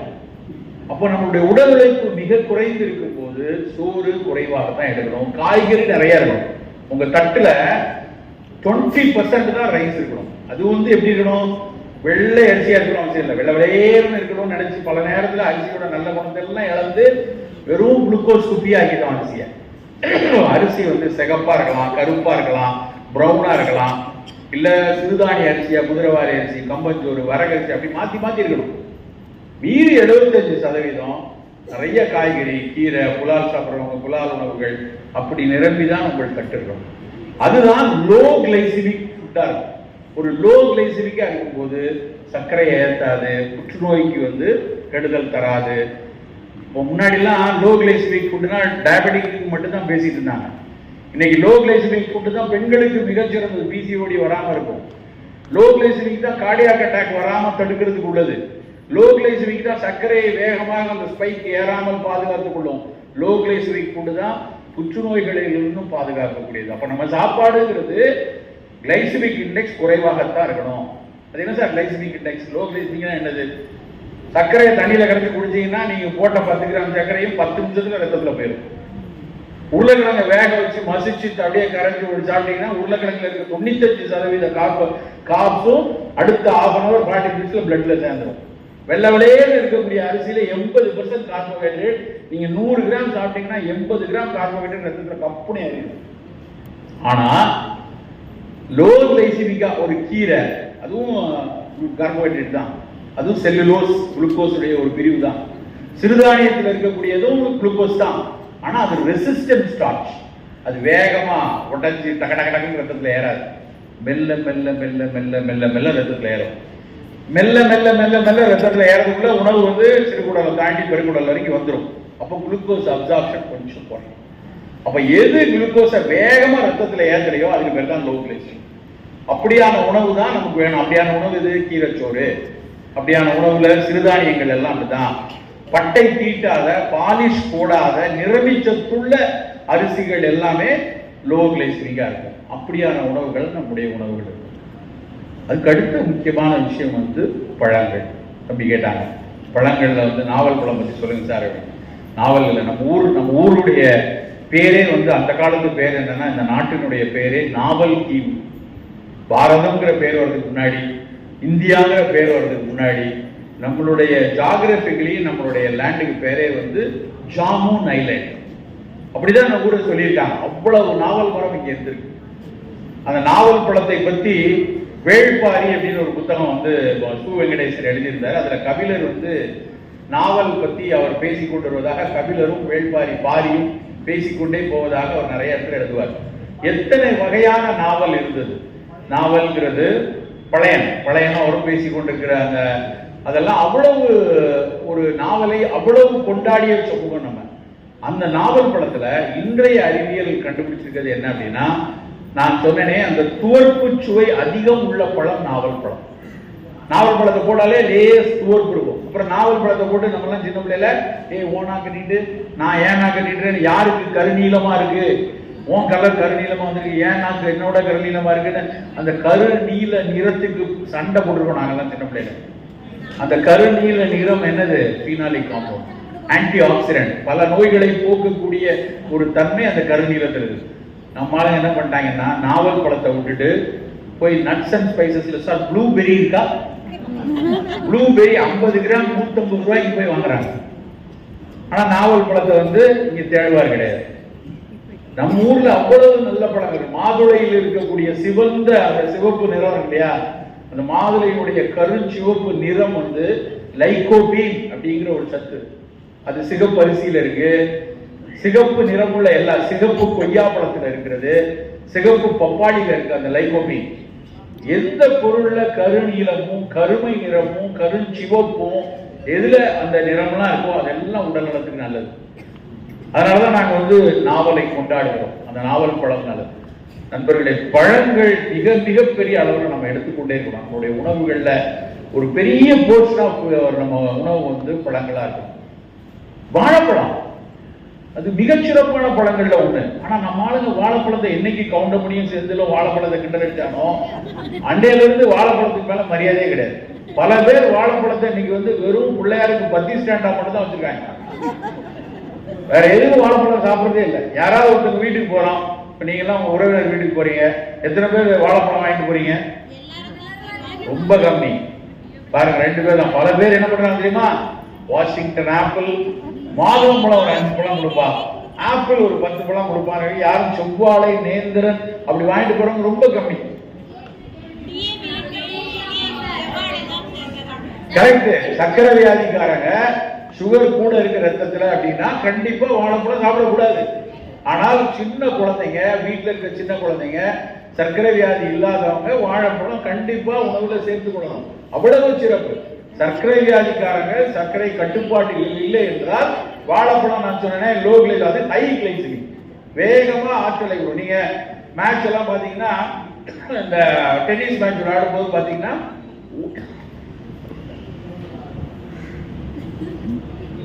டென்னிஸ் விளையாடும் போது ஒரு செட்டுக்கும் இன்னொரு செட்டுக்கும் நடுவில் ஒரு வாழைப்பழத்தை சாப்பிடுவாங்க.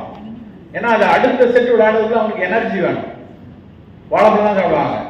ஆனா லோ கிளைசிமிக்கா வேணும், நமக்கு அவ்வளவு தூரம் டக்குன்னு வேகமா சர்க்கரை வேணாங்கிறவங்க வாழைப்பழம் சாப்பிட வேண்டியதில்லை. ஆனால் சிறு குழந்தைகள், வளரக்கூடிய குழந்தைகளுக்கு மிகச்சிறப்பான பழங்கள்ல ஒண்ணு வாழைப்பழம். ஆப்பிளை கட் பண்ணி கொடுக்குவான்னு கேட்பாங்க. என்கிட்ட பேஷண்ட் சொல்றாங்க, சார் குழந்தைக்கு ரெகுலரா ஆப்பிளை வேக வச்சு தோலை எடுத்துட்டுலாம் கொடுக்கலாமா, எங்க வாழைப்பழம் கொடுப்பீங்களா அப்படின்னா, வாழை எப்போதான் செவ்வாழை கிடைத்தால் நாங்கள் கொடுப்போம் முடியுமா. ஏன்னா அது மேல ஒரு சின்ன ஒரு தாழ்வு மனப்பான்மை நம்ம மக்களுக்கே வந்துருச்சு.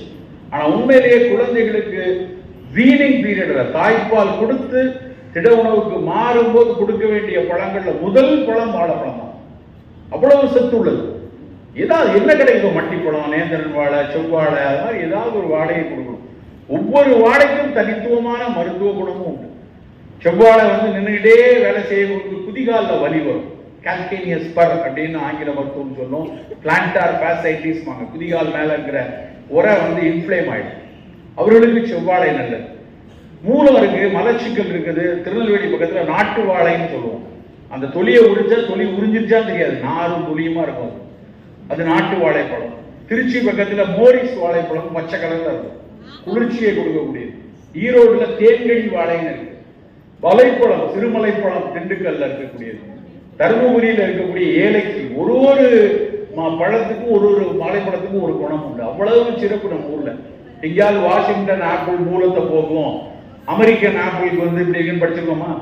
அவர்கள் ஆவணப்படுத்தல, ஆனா நம்மவர்கள் ஆவணப்படுத்தியிருக்காங்க. ஸோ பழங்கள் உங்களுடைய மதிய உணவுல நான் எப்படி அறுசுவை உணவை சொன்னோம் அதே அளவுக்கு பழங்கள் இருக்கணும். ஆனா பழம் சாப்பிடும்போது முதல்ல பழம், ஃபர்ஸ்ட் பழம் சாப்பிட்டு தான் சாப்பாடு சாப்பிடும். ஆனா நம்ம தலைகீழ நடப்போம். நீங்க கல்யாண வீட்டுல போங்க, கல்யாண வீட்டுல தாண்டி வெளியே தனியா பந்தல் போட்டு டெசர்ட் அப்படின்னு வச்சு பழத்தை வச்சிருப்போம். முதலில் தான் பழம் சாப்பிடணும். பழம் அது ஆசார கோவை என்று தமிழ் இதுல ஒரு புத்தகம் உண்டு. அதுல முதல் வரி சொல்லுவான், தலை தித்திப்பு கடை கைப்பு. தலை தித்திப்புனா முதல்ல இனிப்புள்ள பழங்கள் சாப்பிடணும். தலை தித்திப்புனா முதல்ல நம்மளால ஜாங்கிரி வைக்கிறாங்க, முதல்ல ஸ்வீட் சாப்பிடுங்க பாஸ், மைசூர் கிருஷ்ணா ஸ்வீட்ஸ் மைசூர் வச்சிருக்கிறேன், ஜாங்கிரி வச்சுக்கிறேன் அப்படின்னு சொல்லி வரிசையா வைக்கிறாங்க. ஸோ தலை தித்திப்புங்கிறது தலை முதல்ல இனிப்பு உள்ள பழங்களை சாப்பிடுங்க.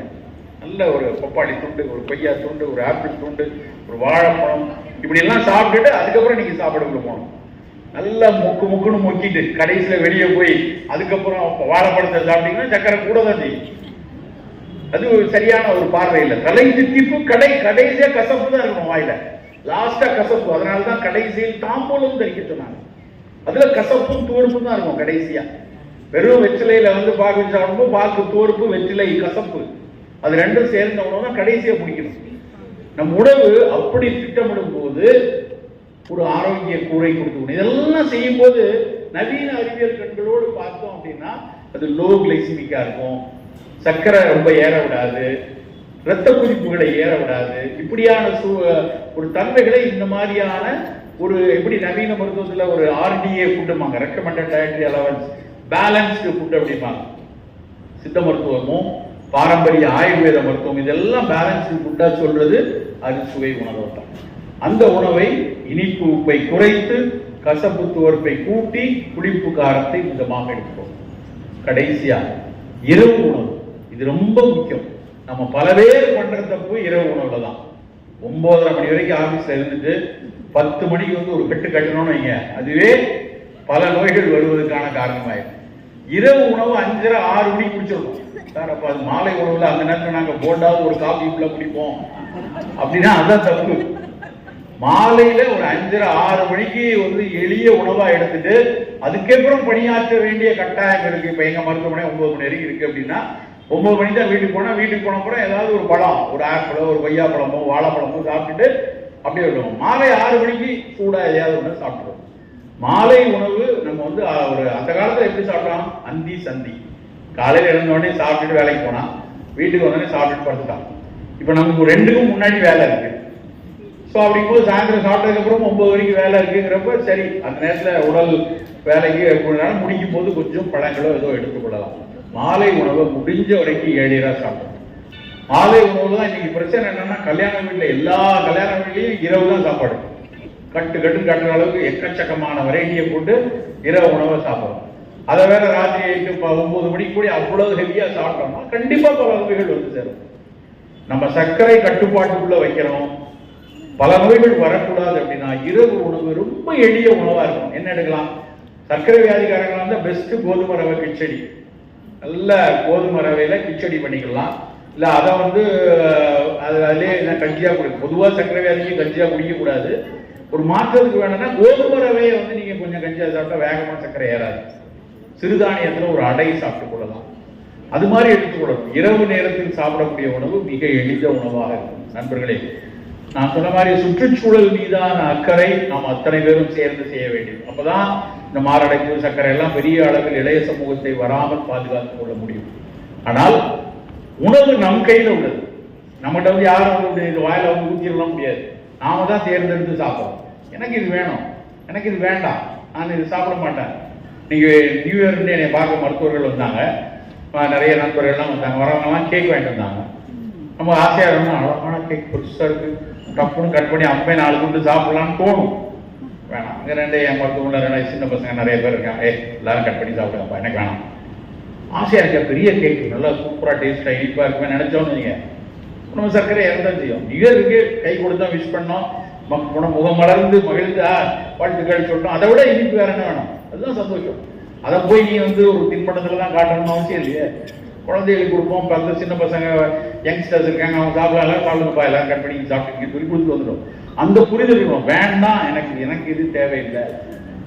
பல பேர் சர்க்கரை வியாதிக்காரங்க தன்னையும் ஏமாத்தி, சார் மச்சின கல்யாணம், நான் எப்படி ஸ்வீட் சாப்பிடாம இருக்க முடியும், HbA1c ஏறிடுச்சு, மச்சின கல்யாணத்துக்கு நீ சாப்பிடல, நான் ஏதாவது கோச்சு தாலி கட்டாம போயிட்டேன்னா இல்ல.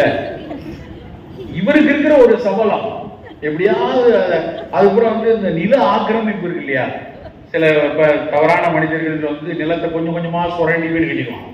அது மாதிரி இனிப்பு இப்படிதான் நம்மளால சுரண்டுவாங்க. லேசா கொஞ்சோட பிச்சுக்கலாம், இன்னும் கொஞ்சம் பாதி, அப்புறம் எதுக்கு மீதி இருக்கு அப்படின்னு அதே எடுத்து வாயில பண்றது. இப்படிதான் சர்க்கரையை கூடுறதுல பல பேர் வேணாம்னா தொடவே மாட்டான், எனக்கு தேவையில்லை அப்படிங்கிற மன உறுதி நம்ம கிட்ட இனிப்பு விஷயத்துல இருக்கும்.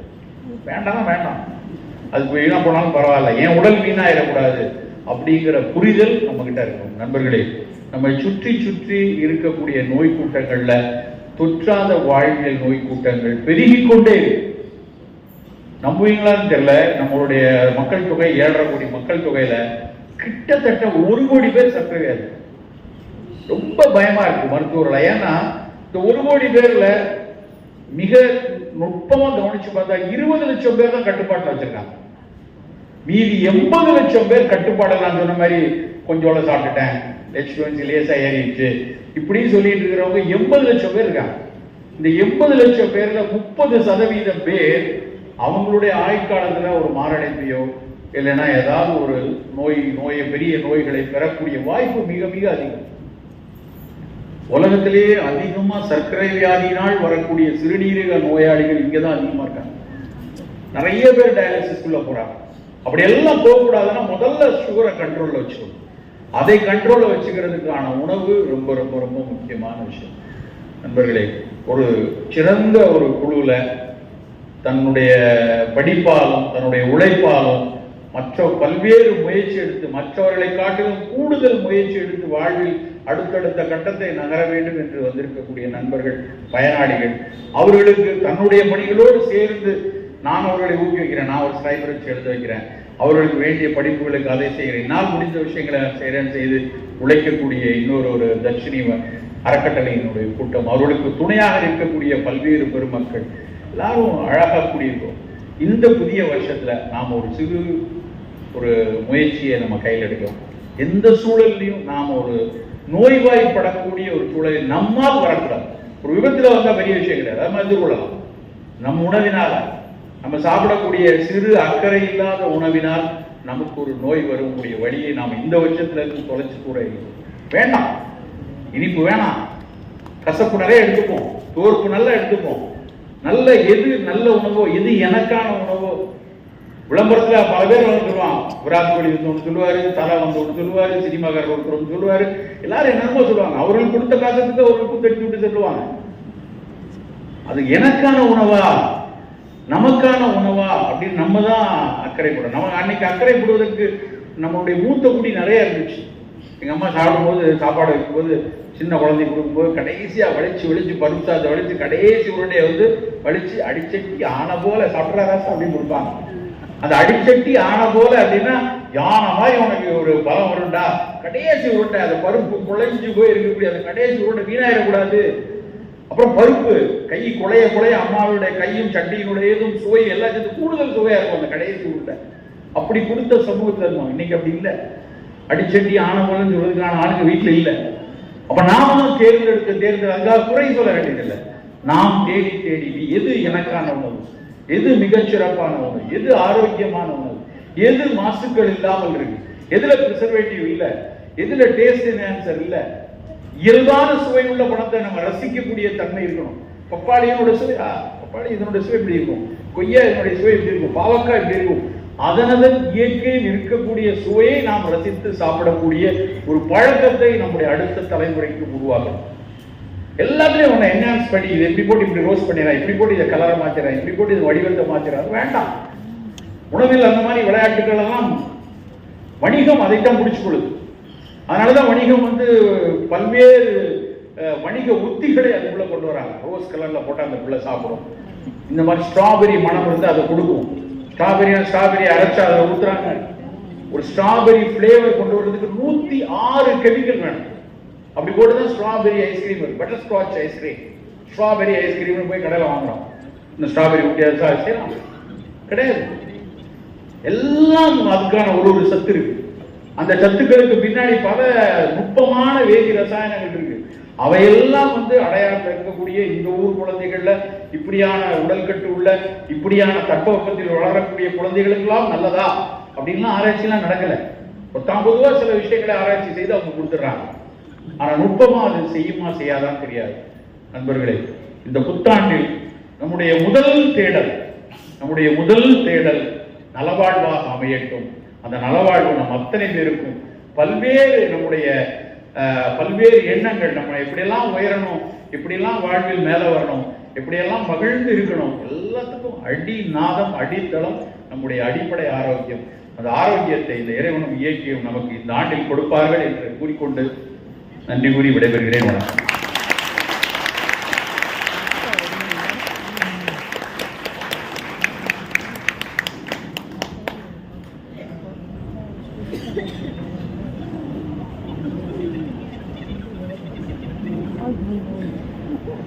என்னடா எல்லாம் பேச்சு கேட்டு அப்படியே மயங்கி போயிட்டீங்களா?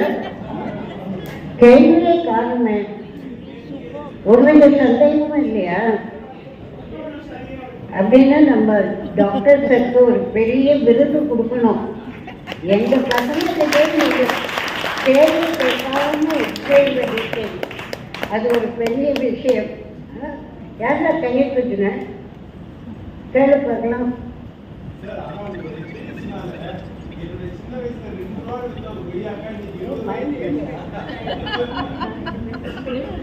ரொம்ப மகிழ்ச்சிங்க. அது 20 ரூபாய்க்கு நம்ம கொய்யாப்பழம் வாங்குறதுனால அந்த கொய்யா விவசாயி, அந்த கொய்யாவை வணிகம் செய்பவர் சற்று ஒரு நல்ல சட்டை போடுகிறார் என்றால் அதில் நம்ம 2 பேருக்கும் அதில் ஒரு மகிழ்ச்சி இருக்கு இல்லையா?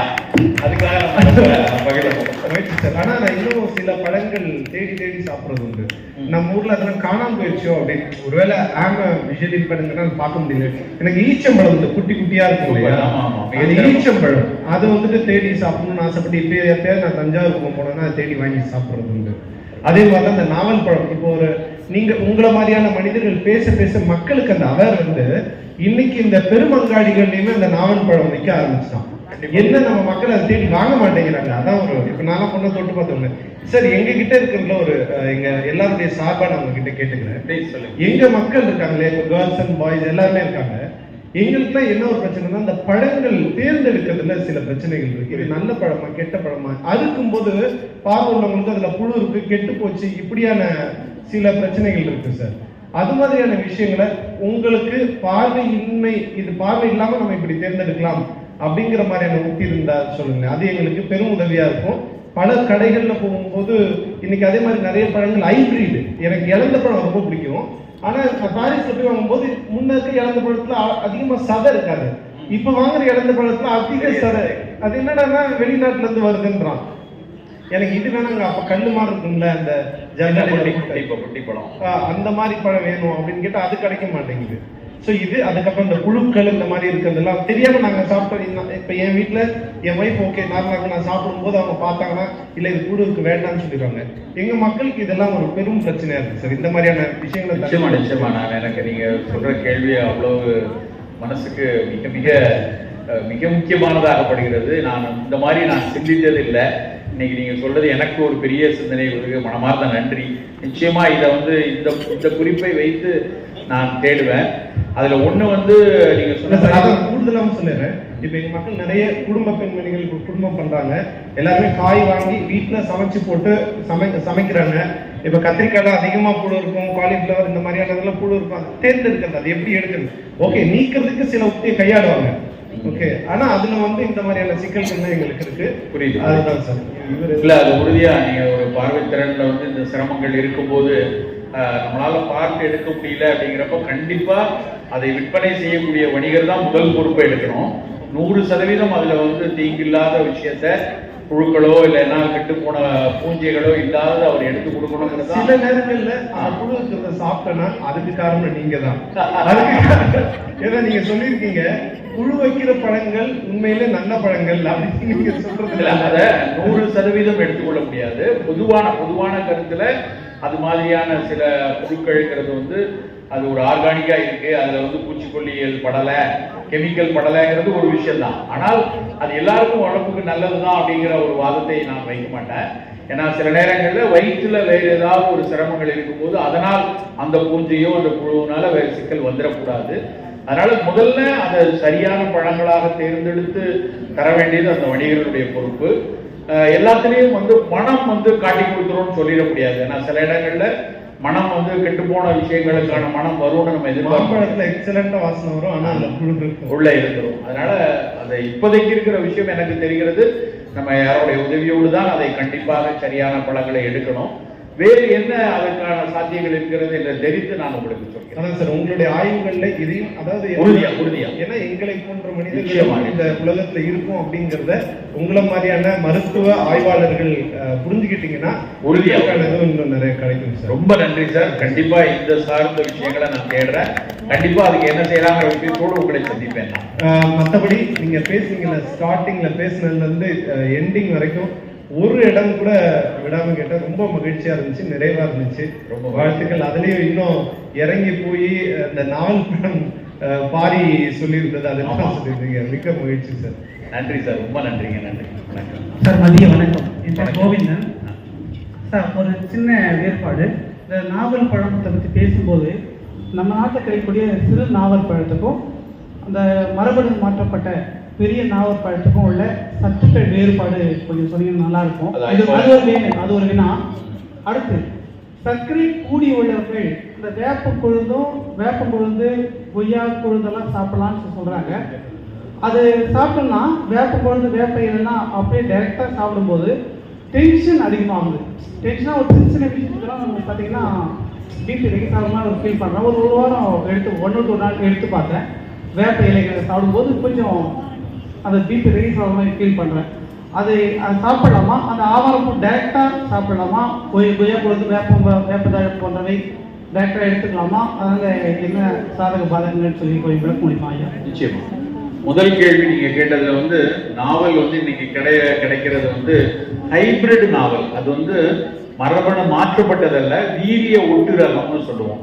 வீரிய ஒட்டு ரகத்துக்கும் மரபணு மாற்றப்பட்டதுக்கும் ஒரு வேறுபாடு இருக்கு. மரபணு மாற்றப்பட்ட நாவல் இன்னும் வரல, நம்ம ஊர்ல வரல, நல்ல வேளை வரல.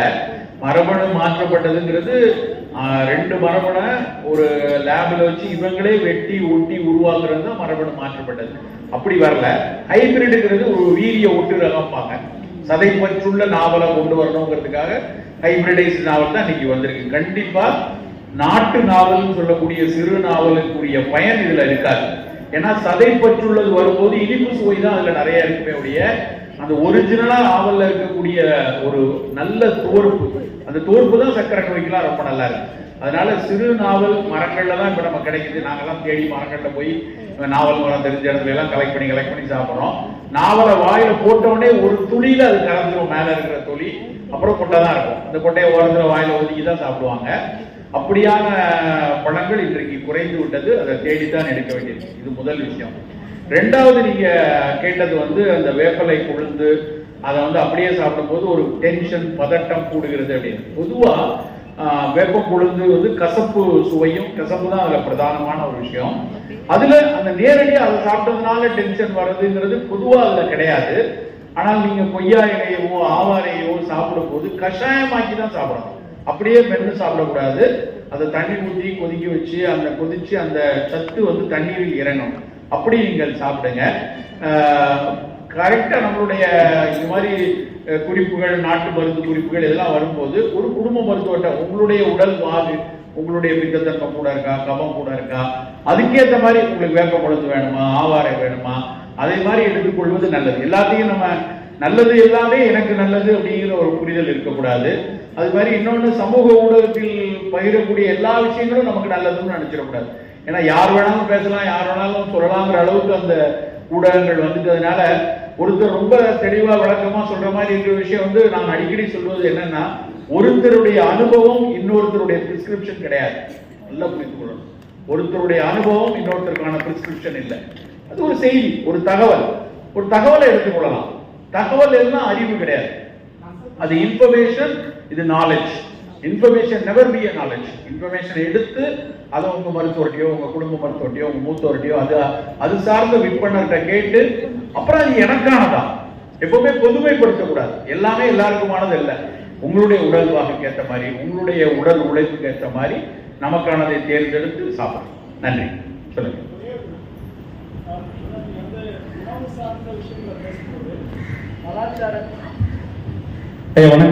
வணக்கம். உணவு சார்ந்த விஷயங்கள் பேசும்போது மற்றவங்களுக்கும் உங்களுக்குமான ஒரு வேறுபாடு என்னுடைய மகிழ்ச்சியாகவும் உங்களுக்கு பாராட்டவும் தெரிவிச்சுக்கிறேன். ஏன்னா அதுக்கு பின்னாடி அவ்வளோ பெரிய உழைப்பு இருக்கு.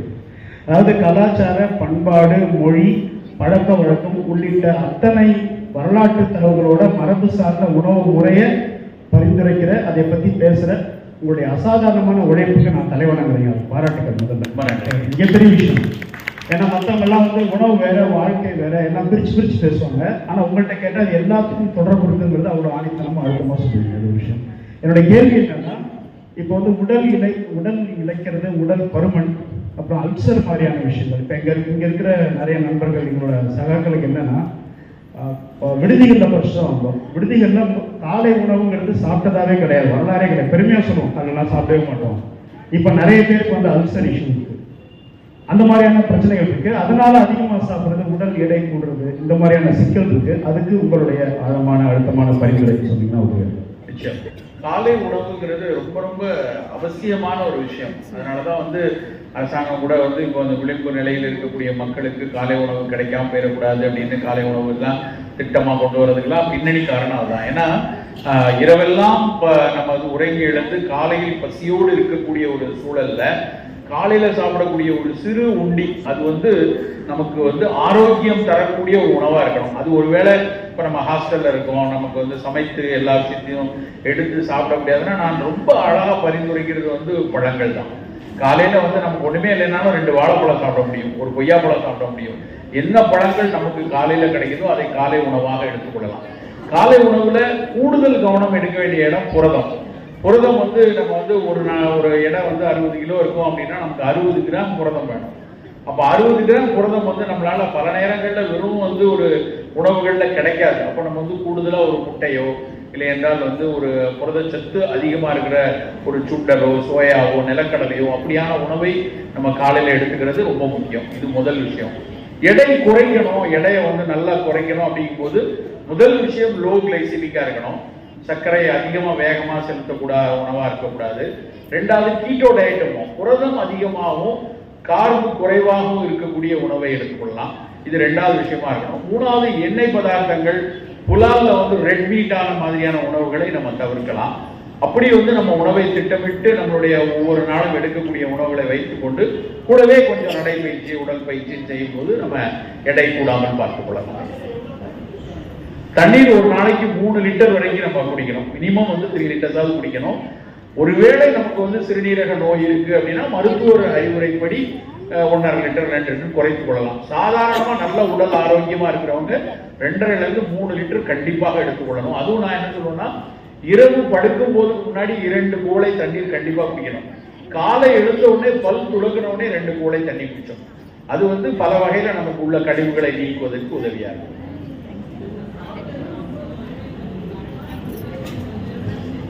கொஞ்சம் நேரம் கழித்து உள்ளது, அதாவது இடையில் குடியாதே கடையில் மறவாதேன்னு சொல்லுவாங்க. கடைசியா கண்டிப்பா தண்ணி குடிக்கணும், ஆனா கொஞ்சம் நேரம் கழிக்கணும்.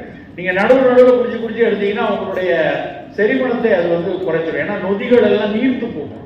அமிலம் நொதிகள்லாம் உள்ள இருக்குமா, நீங்க நடுவில் குடிச்சீங்கன்னா அது டைல்யூட் ஆகும். அப்படி இல்லாம நடுவில் சாப்பிடாம இருக்கணும். ஆனா அதுக்காக விக்கல் வருது குறை ஏறிச்சுன்னா எடுத்துக்கணும், அது தப்பு. சாப்பிட்டு முடிச்சு ஒரு 5 நிமிடம் கழிச்சு நல்லா தண்ணீர் குடிக்கிறது நல்லது. ஐயா வணக்கம் ஐயா. ஸோ இப்போ டிஜிட்டல் உலகத்தில் வாழ்ந்துட்டு இருக்கோம். பொதுவாக நாங்கள் பார்வையற்றவங்க மொபைல் அதிகமாக யூஸ் பண்ணுவோம். அதனால எங்ககிட்ட அதிகமாக ஆங்ஸைட்டியும் ஆங்ஷியஸும் அதிகமாக இருக்கு. ஸோ இது எப்படி கண்ட்ரோலாக இருக்கிறது? அதெல்லாம் கட் ஹெல்த்தும் பிரெயின் ஹெல்த்தும் சேவ் பண்ணுறாங்க. இது எப்படி ஃபாலோ பண்ணுறதுக்கு எது மாதிரியான ஃபுட் ஹேபிட்ஸை நம்ம ஃபாலோ பண்ணால் கரெக்டாக இருக்கும்னு சொன்னால் நல்லா இருக்கும் சார். ரொம்ப சிறப்பு சார். மிக மிக முக்கியமான ஒரு கேள்வியை சொல்றீங்க. அதாவது டிஜிட்டல் உலகம், இது எல்லாரும் வந்து அந்த டிஜிட்டல் உலகத்துல போயிருக்கோம். நீங்களும் அதனுடைய தேவைகள் அதிகமா எடுத்துக்கிறதுனால அந்த டிஜிட்டல் உலகமே வந்து ஒரு 360 டிகிரியில உலகை புரிந்து கொள்ள முடியாமல் ஒரு தட்டையா பார்க்கக்கூடிய தன்மை இருக்கிறதுனால ஆங்ஸைட்டிங்கிறது எல்லோருக்கும் இருக்கு, உங்களுக்குன்னு மட்டும் இல்ல. இந்த டிஜிட்டல்ல எந்த அளவுக்கு நம்ம உள்ள போறோமோ போக போக நமக்கு வந்து இந்த ஆங்ஸைட்டிங்கிற ஒரு விஷயம் கூடத்தான் செய்யும். அதை குறைத்துக் கொள்வதற்கு நமக்கு அந்த மனப்பதட்டம் மன பரபரப்பை குறைக்கிறதுக்கு நாங்க முதல்ல சொல்றது வந்து அவசியம் இல்லாமல் நம்ம வந்து இணையத்துக்குள்ள இருக்க வேண்டாம். டிஜிட்டல் உலகத்தை தேவையின் பொருட்டு நம்ம அதுக்குள்ள இருக்கலாமே ஒழிய எப்ப பார்த்தாலும் நான் வந்து டிஜிட்டல்ல தான் இருக்கணுங்கிறது வேண்டாம். பட் அவசியம் பொருட்டு இருக்கும்போதும் அந்த மாதிரி வருது அப்படின்னா மூச்சு பயிற்சி வந்து மிகப்பெரிய அளவுல நம்மளுடைய மனப்பதட்டத்தை குறைக்கணும். ஒரு 5-10 நிமிடங்கள் ஆசன பயிற்சி வந்து மூச்சு பயிற்சி வந்து பிராணாயாம பயிற்சி தினம் செய்யக்கூடியது ஒரு பழக்கம் வச்சுக்கலாம். பழங்கள்ல மாதுளை பழம் வந்து ஆங்ஸைட்டியை குறைக்கக்கூடியது. நம்மளுடைய மகிழ்வு தன்மையை கூட்டி மனதை மகிழ்வாக வைத்து நம்மளுடைய ஆங்ஸைட்டியை குறைக்கிறது வந்து மாதுளையும் வாழைப்பழமும் மட்டும்தான். 2ல தான் செரட்டோனின் லிபரேஷன் வந்து நிறைய இருக்குன்னு ஆய்வு செய்யறாங்க.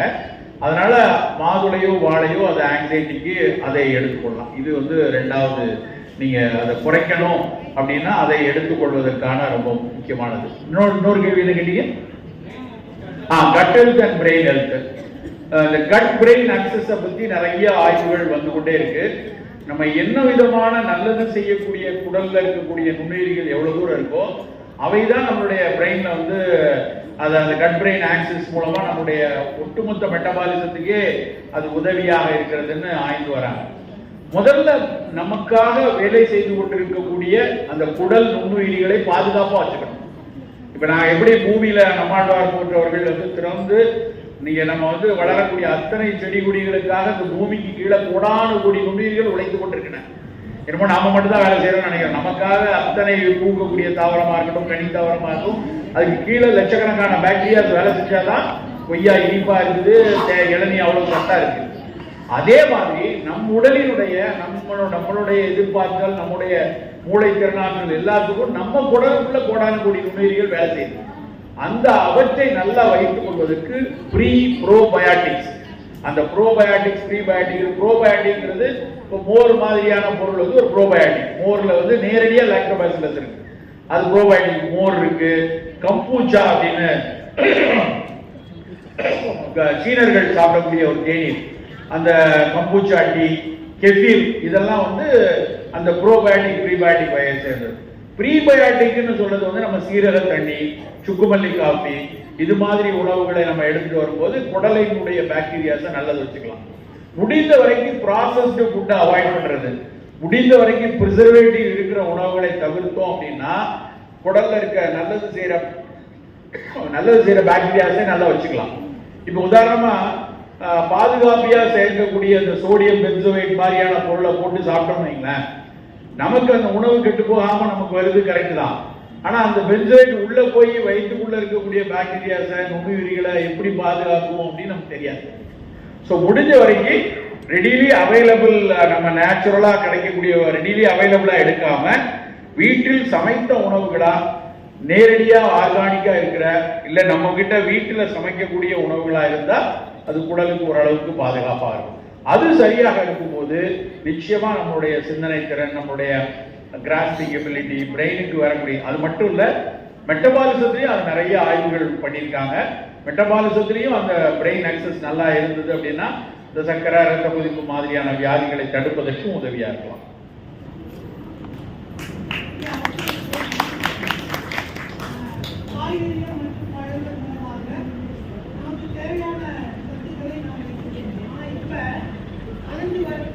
பகுதியில் பார்த்தீங்கன்னா நீங்கள் இந்த வெல்னஸ் இண்டஸ்ட்ரீஸ்னு ஒன்று சொல்கிறாங்க. அதில் வந்து நமக்கு தேவையான சத்துக்களை ஃபுட் சப்ளிமெண்ட்ஸ் மூலமாக எடுத்துக்கலாம்னு சொல்கிறாங்க. இதை பற்றி உங்களுடைய நிலைப்பாடு என்னங்க? நிச்சயமா, அதாவது கிடைக்காத நேரத்தில் இப்போ வந்து மீன்கள்ல ஒரு சில சத்து இருக்கு. மீன்ல வந்து ஒமேகா 3 அப்படின்னு சொல்லி ஒமேகா 3, 6ன்னு ஒரு உடலுக்கு நல்லது செய்யக்கூடிய கெட்ட கொழுப்பை குறைக்கக்கூடிய விஷயங்கள் இருக்கு. அதை இப்போ வந்து ஒமேகா 3 உள்ள கேப்சூல்ஸ் கிடைக்குது. அதை எடுத்துக்கொள்வது மூலமா சில நோய்கள் வராமல் தடுத்துக் கொள்ளலாங்கிறப்ப அதை எடுத்துக்கொள்ளலாம். நான் அடிக்கடி என்ன சொல்லுதுன்னா, எல்லாத்தையும் போய் இந்த வெல்னஸ் சப்ளிமெண்ட்ல போய் தேடக்கூடாது.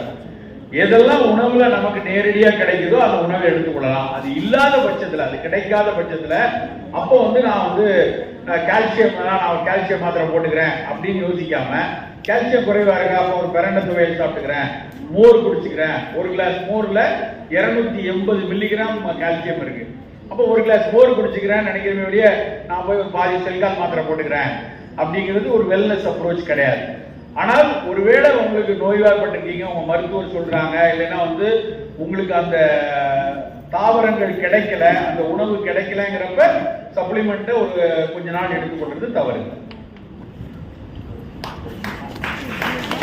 நன்றிங்க ஐயா. நான் வந்து அடுத்து ஒரு சின்ன ஒரு மருத்துவ கூட்டத்துக்காக நான் போக வேண்டி இருக்கிறதுனால இதோட முடிச்சுக்கிறேன்.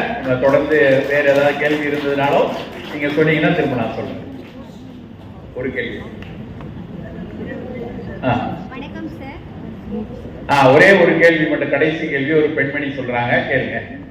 சார், இப்போ கேன்சர் வரக்கூடாதுங்கிறதுக்காக சொல்லுங்க கேக்குது, பேசுங்க. கேன்சர் நோய் வரக்கூடாதுங்கிறதுக்காக மஞ்சள் இலையில பிளஸ் பூவரச இலையிலையும் இட்லி செஞ்சு சாப்பிட்டாக்க அந்த நோய் வந்து வராதுன்னு சொல்றாங்க. அது வந்து எந்த அளவுக்கு உண்மை சார்? அதாவது முழுமையான உண்மை இல்லமா, அது வந்து எப்படின்னா மஞ்சளுக்கு புற்றுநோயில வந்து ஒரு சில பங்கு இருக்கு. அதாவது எப்படின்னா, புற்றுநோயை வந்து தடுக்கிறதுக்கான சிகிச்சைகள்லாம் எடுத்துட்டு இருக்கும்போது மஞ்சள் சேர்த்து கொள்ளும் போது கூடுதலாக ஒரு நோய் எதிர்பார்த்தல் கிடைக்கும். அந்த அளவுக்கு தான் இன்னைக்கு அறிவியல் பூர்வமா கண்டுபிடிச்சிருக்காங்க. சில நோய்கள் வராமல் தடுக்கிறதுக்கு ஒரு சில பங்களிப்பை தருது. நான் மஞ்சள் இலையில வச்சு சாப்பிட்டா எனக்கு நோயே வராது அப்படின்னு தட்டையா அதை 100% எடுத்துக்கொள்ள முடியாது. ஒரு சில கூறுகள் மஞ்சள் வந்து புற்றுநோய்க்கு எப்படி பணியாற்றுதுன்னு 200க்கும் மேற்பட்ட ஆய்வு கட்டுரைகள் வந்திருக்கு. அந்த அடிப்படையில் என்னன்னா, உடலுக்கு ஒரு சில பாதுகாப்பை தரும், அந்த சிகிச்சையோடு ஒரு கூடுதலா ஒரு காம்ப்ளிமெண்டரி எஃபெக்ட் கொடுக்கும். அந்த அளவுல அதை பயன்படுத்திக் கொள்ளலாம். நன்றிங்க, மிக்க நன்றி, வணக்கம்.